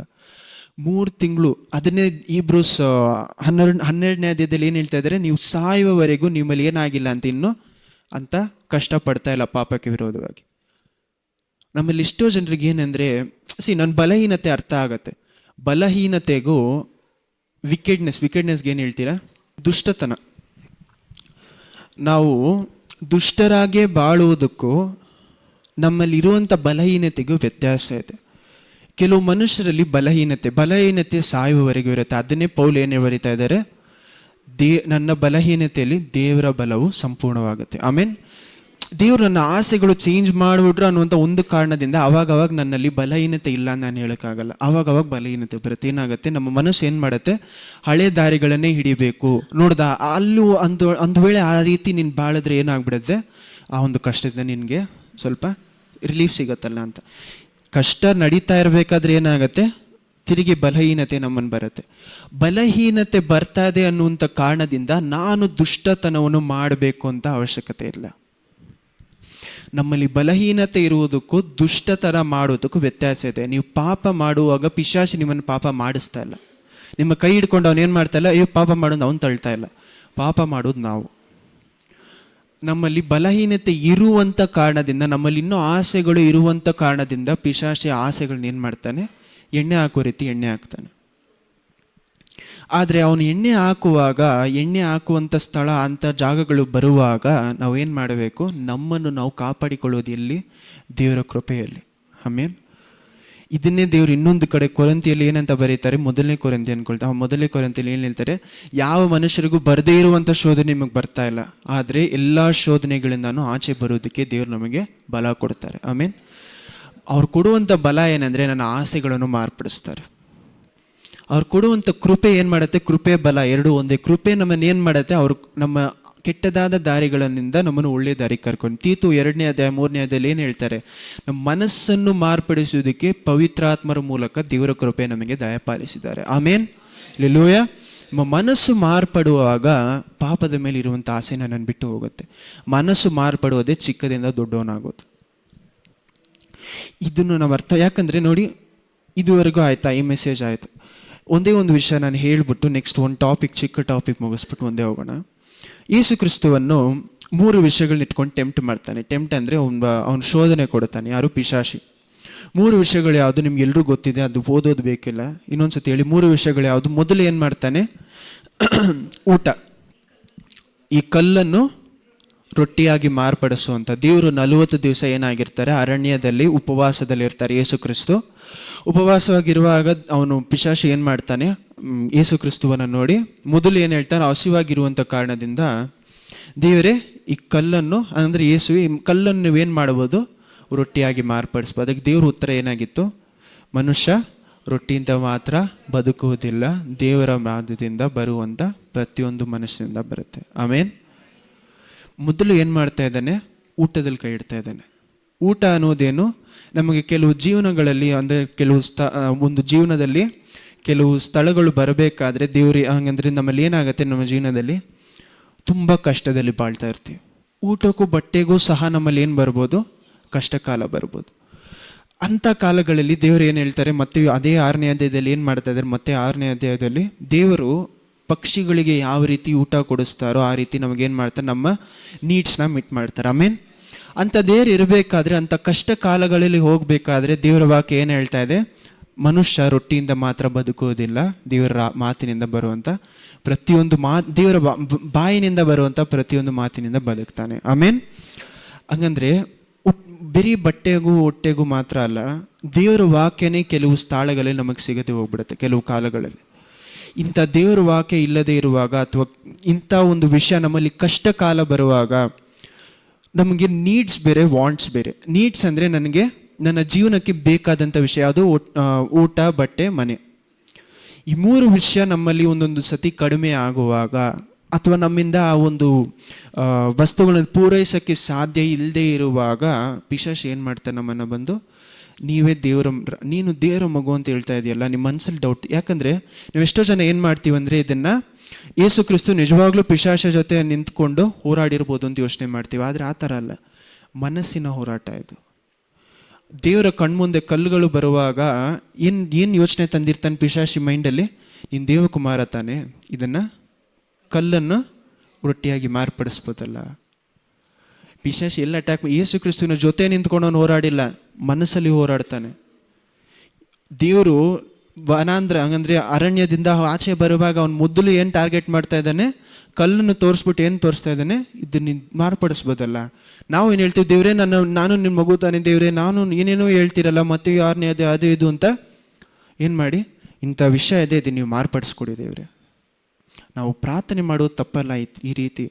ಆದರೆ ಏನು ಮಾಡಿಬಿಡ್ತೀವಿ? ನೀವು ನಿಜವಾಗ್ಲೂ ನನ್ನ ದೇವರಾಗಿದ್ದರೆ ಇದನ್ನು ನಡೆಸಿ ತೋರಿಸಿ ಪರೀಕ್ಷೆ ಮಾಡ್ತೀವಿ ದೇವರನ್ನು. ಸೆಕೆಂಡ್ ಟೆಸ್ಟ್ ಏನು ಮಾಡ್ತಾ ಇದ್ದಾನೆ ಅವನು? ಎಲ್ಲೋ ಏನು ಮಾಡ್ತಾನೆ? ನೆಕ್ಸ್ಟ್ ಟೆಸ್ಟ್ ಏನು ಮಾಡ್ತಾ ಇದ್ದಾನೆ?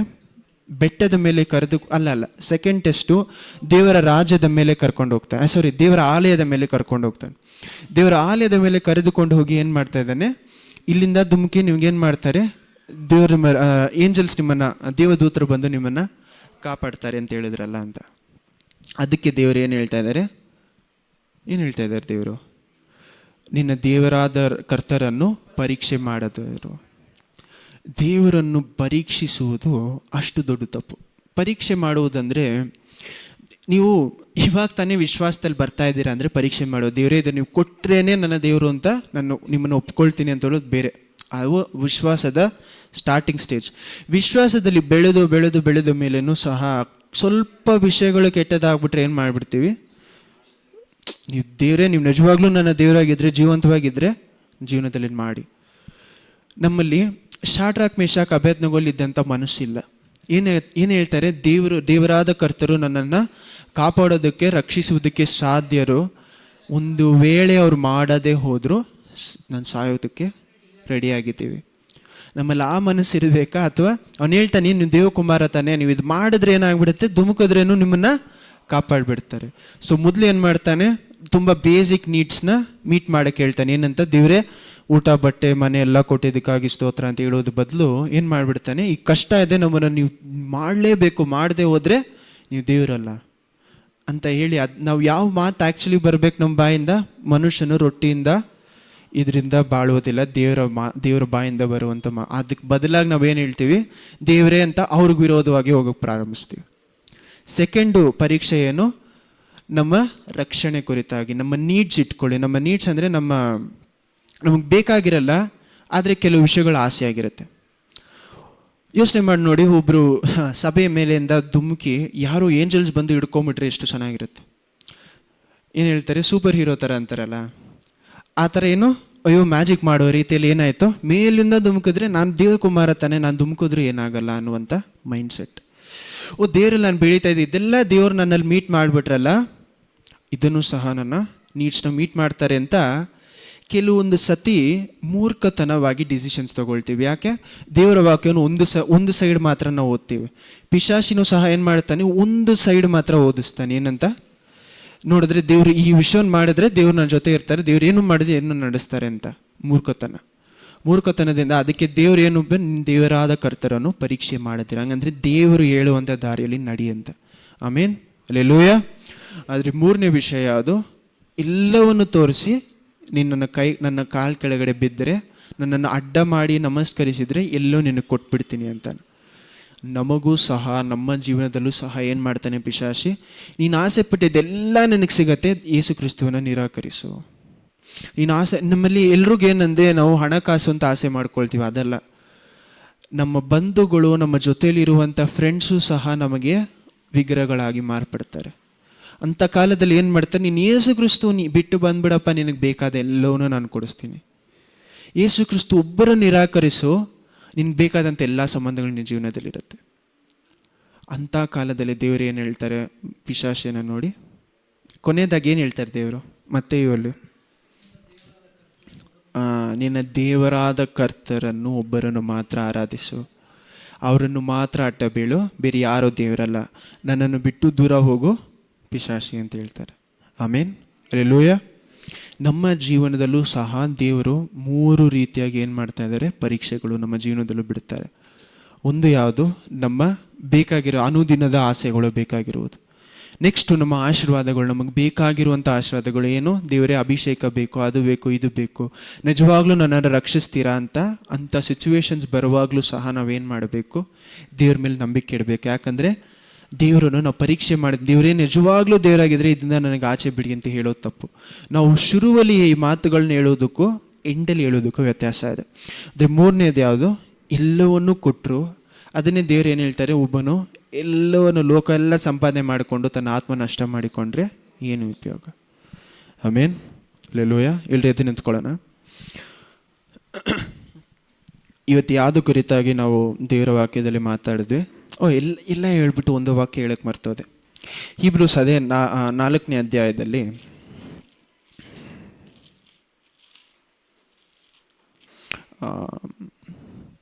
11ರಿಂದ ಹಂಗೆ ಕಂಟಿನ್ಯೂ ಮಾಡಿ 13ವರೆಗೂ ಓದಿ ಮುಗಿಸ್ಬಿಡೋಣ ಹಂಗೆ.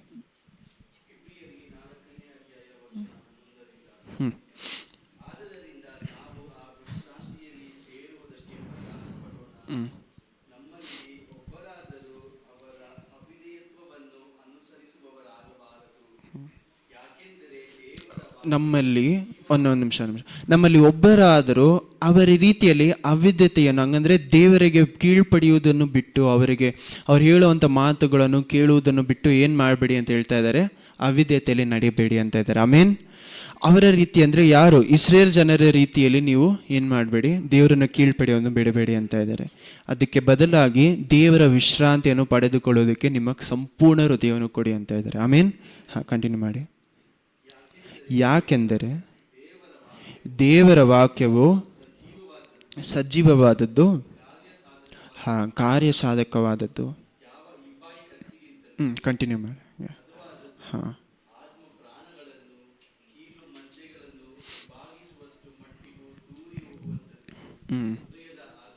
ಹೃದಯದ ಆಲೋಚನೆಗಳನ್ನು, ಉದ್ದೇಶಗಳನ್ನು ವಿವೇಚಿಸುವಂಥದ್ದು ಆಗಿದೆ.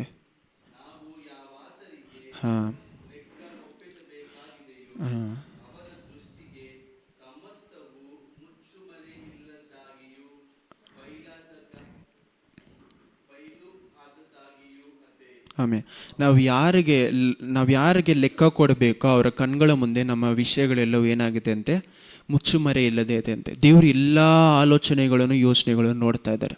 ನಮ್ಮ ಮನಸ್ಸಿನ ಆಳದಲ್ಲಿರುವಂಥ ಆಸೆಗಳು ನೋಡ್ತಾ ಇದ್ದಾರೆ. ಆಮೇನ್, ಅಲ್ಲೆಲೂಯ. ಅಂಥ ಆಸೆಗಳು ನೋಡುವಂಥ ದೇವರು ಅದನ್ನೇ ಹೇಳ್ತಾರೆ. ದೇವರ ವಾಕ್ಯವು ಕೀಳು ಮಜ್ಜೆಯ ರೀತಿಯಲ್ಲಿ ಏನಾಗ್ತಾ ಇದೆ ಅಂತೆ, ನಮ್ಮ ನೆನಪುಗಳು, ಆಸೆಗಳನ್ನು, ಯೋಚನೆಗಳನ್ನು ಸಹ ಹೋಗಿ ಏನು ಮಾಡ್ತಾ ಇದೆ, ನೋಡ್ತಾ ಇದೆ.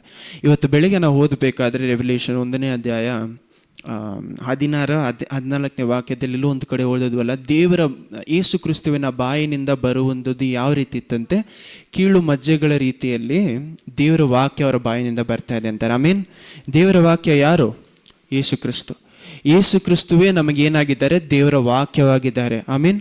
ಸೊ ನಮ್ಮನ್ನು ನೋಡುವುದು ದೇವರ ವಾಕ್ಯವು ಮಾತ್ರ ಅಲ್ಲ, ನಮ್ಮಲ್ಲಿ ಇರುವಂಥ ಪವಿತ್ರ ಆತ್ಮ ನಮ್ಮನ್ನೇನು ಮಾಡ್ತಾ ಇದ್ದಾರೆ, ನಮ್ಮ ಮನಸ್ಸಿನ ಆಳವನ್ನು ಹೋಗಿ ನೋಡ್ತಾರೆ. ಯೇಸು ಕ್ರಿಸ್ತು, ನಮ್ಮಲ್ಲಿ ಇರುವಂಥ ಯೇಸು ಕ್ರಿಸ್ತು ಮನಸ್ಸಿನ ಆಳದಲ್ಲಿ ಹೋಗಿ ಏನು ಮಾಡ್ತಾರೆ, ಲಾಸ್ಟ್ ಡೇ ನ್ಯಾಯ ತೀರ್ಪಿನ ದಿನದಲ್ಲಿ ನಮ್ಮ ಮನಸ್ಸಿನ ಎಲ್ಲ ವಿಷಯಗಳನ್ನ ಏನು ಮಾಡ್ತಾರಂತೆ, ಬಯಲಿಗೆ ತರ್ತಾರೆ. ಹಂಗಂದ್ರೆ ನಮ್ಮ ಪಾಪಗಳು, ಮಾಡಿರುವಂಥ ಪಾಪಗಳನ್ನೆಲ್ಲ ತರಲ್ಲ ದೇವರು. ಒಂದು ವೇಳೆ ದೇವರ ರಕ್ಷಣೆಯನ್ನು ಹೊಂದಿಕೊಂಡ ಮೇಲೇನೂ ಕೆಲವು ಜನ ಪಾಪವನ್ನೇ ಬಿಟ್ಟು ಬಂದಿರಲ್ಲ ಎಷ್ಟೋ ವರ್ಷಗಳಾಗಿ. ಅಂಥ ಮನುಷ್ಯರನ್ನು ಕರೆದು ಏನು ಹೇಳ್ತಾರೆ, ನಿನಗೆ ನಾನು ರಕ್ಷಣೆಯನ್ನು ಕೊಟ್ಟನಲ್ಲ, ಯಾಕೆ ನೀನು ಪಾಪವನ್ನು ಬಿಟ್ಟು ಬಂದಿಲ್ಲ?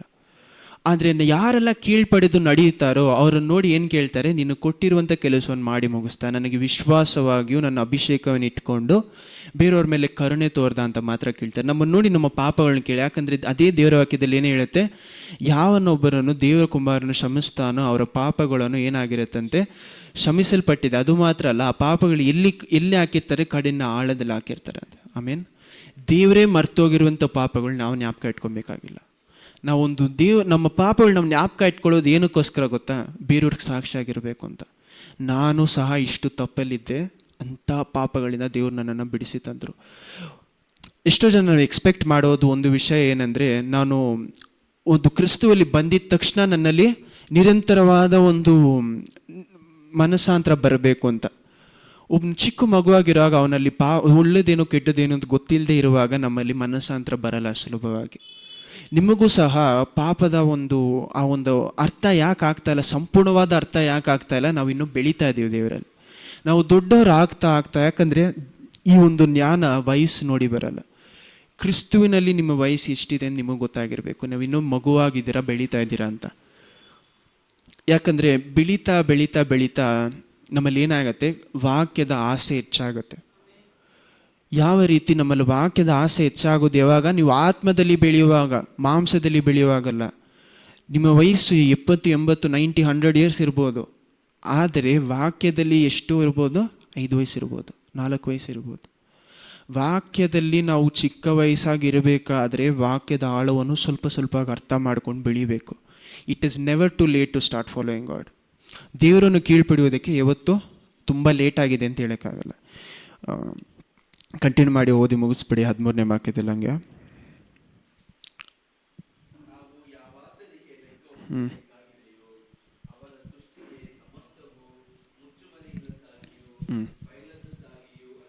ಆಮೀನ್. ಆಮೀನ್. 14ರಿಂದ 16 ಹಂಗೆ ಓದ್ಬಿಡಿ.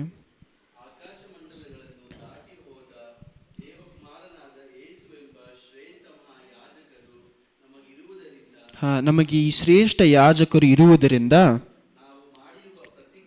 ನಾವು ಮಾಡಿರುವಂಥ ಪ್ರತಿಕ್ರಿಯೆಯನ್ನು, ನಾವು ಮಾಡಿರುವಂಥ ಒಳ್ಳೆಯ ವಿಷಯ, ನಾವು ಇಟ್ಟಿರುವಂಥ ಯೇಸು ಕ್ರಿಸ್ತ ಮೇಲೆ ಇಟ್ಟಿರುವಂಥ ವಿಶ್ವಾಸ ಏನು, ನಾನು ಯೇಸು ಕ್ರಿಸ್ತ ಮೇಲೆ ವಿಶ್ವಾಸ ಇಟ್ಟರೆ ಯೋಹಾನ 3:16-14 ಪ್ರಕಾರ ನಾನು ರಕ್ಷಣೆ ಹೊಂದ್ಕೊಂಡಿದ್ದೀವಿ. ಆಮೇನ್.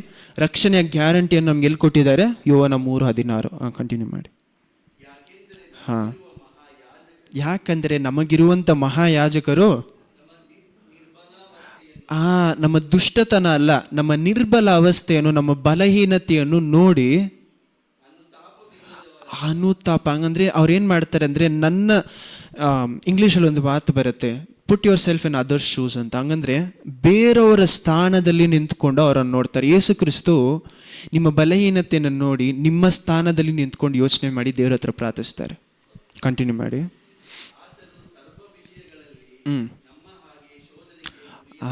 ಅವರು ಸರ್ವ ವಿಷಯಗಳಲ್ಲಿ ನಮ್ಮ ಹಾಗೆ ಶೋಧನೆಯಲ್ಲಿ ಒಳಗಾದರು, ಪಾಪ ಪಾಪ ಮಾತ್ರ ಮಾಡಲಿಲ್ಲ.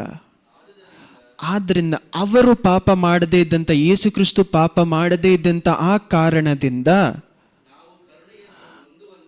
ನಾವು ದೇವರ ಹತ್ರ ಕರುಣೆಯನ್ನು, ಕೃಪೆಯನ್ನು ಹೊಂದುವಂತೆಯೂ ಅವರ ದಯೆಯಿಂದ ಬರುವಂಥ ಸಹಾಯವನ್ನು ನಮಗೆ ಸಿಗುವಂತೆ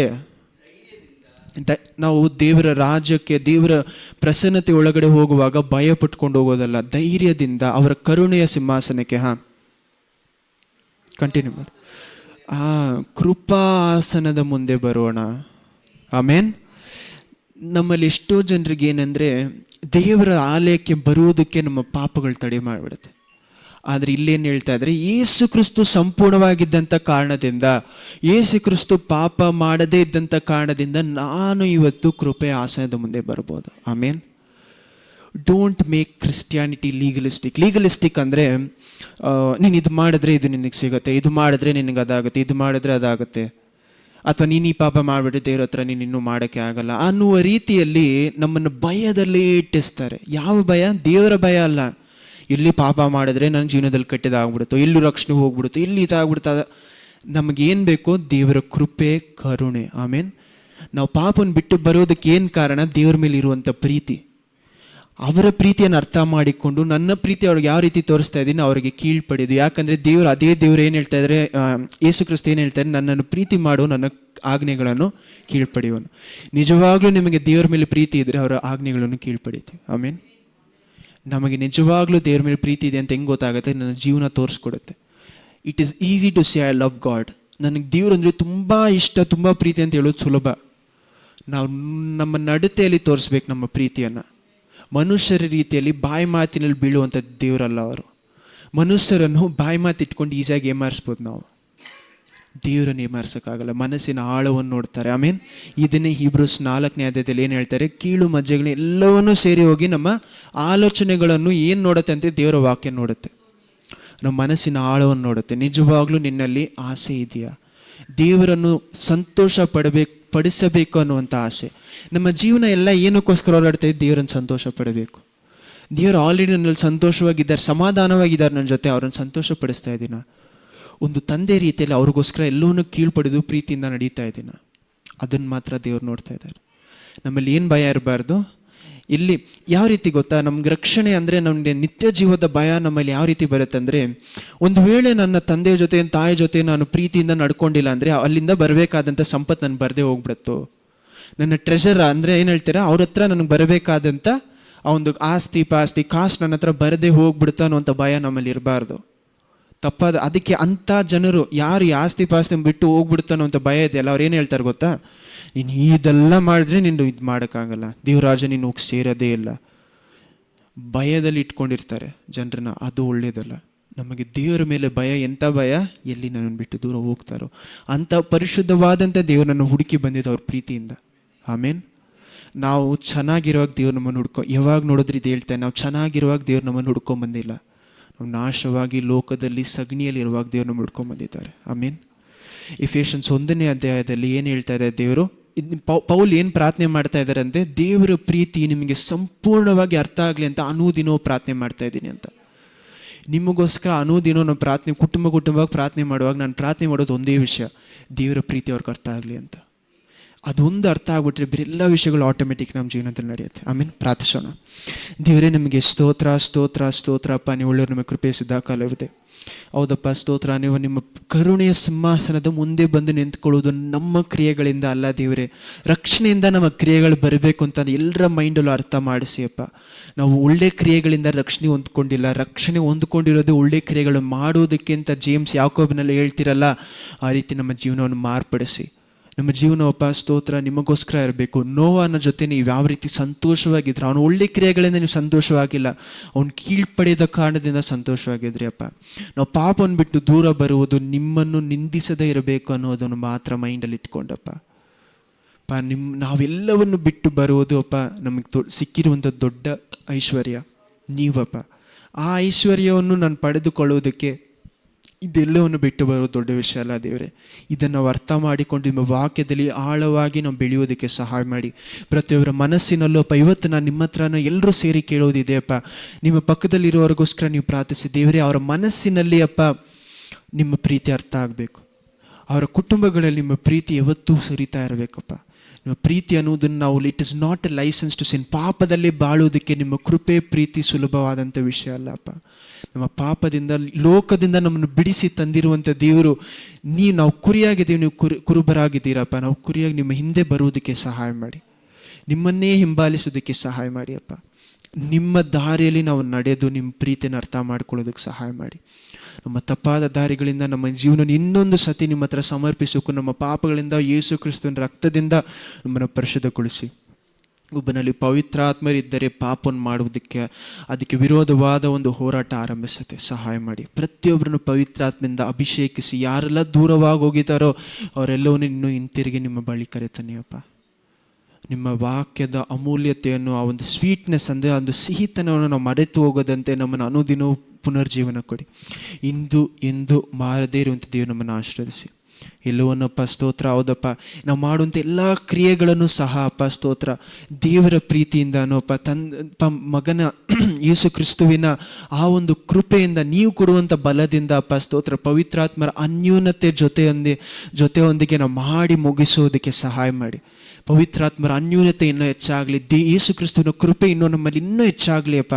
ಅದೇ ರೀತಿ ದೇವರ ಪ್ರೀತಿಯ ಅರ್ಥ ನಮ್ಮಲ್ಲಿ ಇನ್ನೂ ಹೆಚ್ಚಾಗಲಿ. ಎಲ್ಲವನ್ನೂ ಯೇಸು ಕ್ರಿಸ್ತುವಿನ ನಾಮದಲ್ಲಿ ಬೇಡಿ ಹೊಂದಿದ್ದೇವೆ ತಂದೆ. ಆಮೇನ್.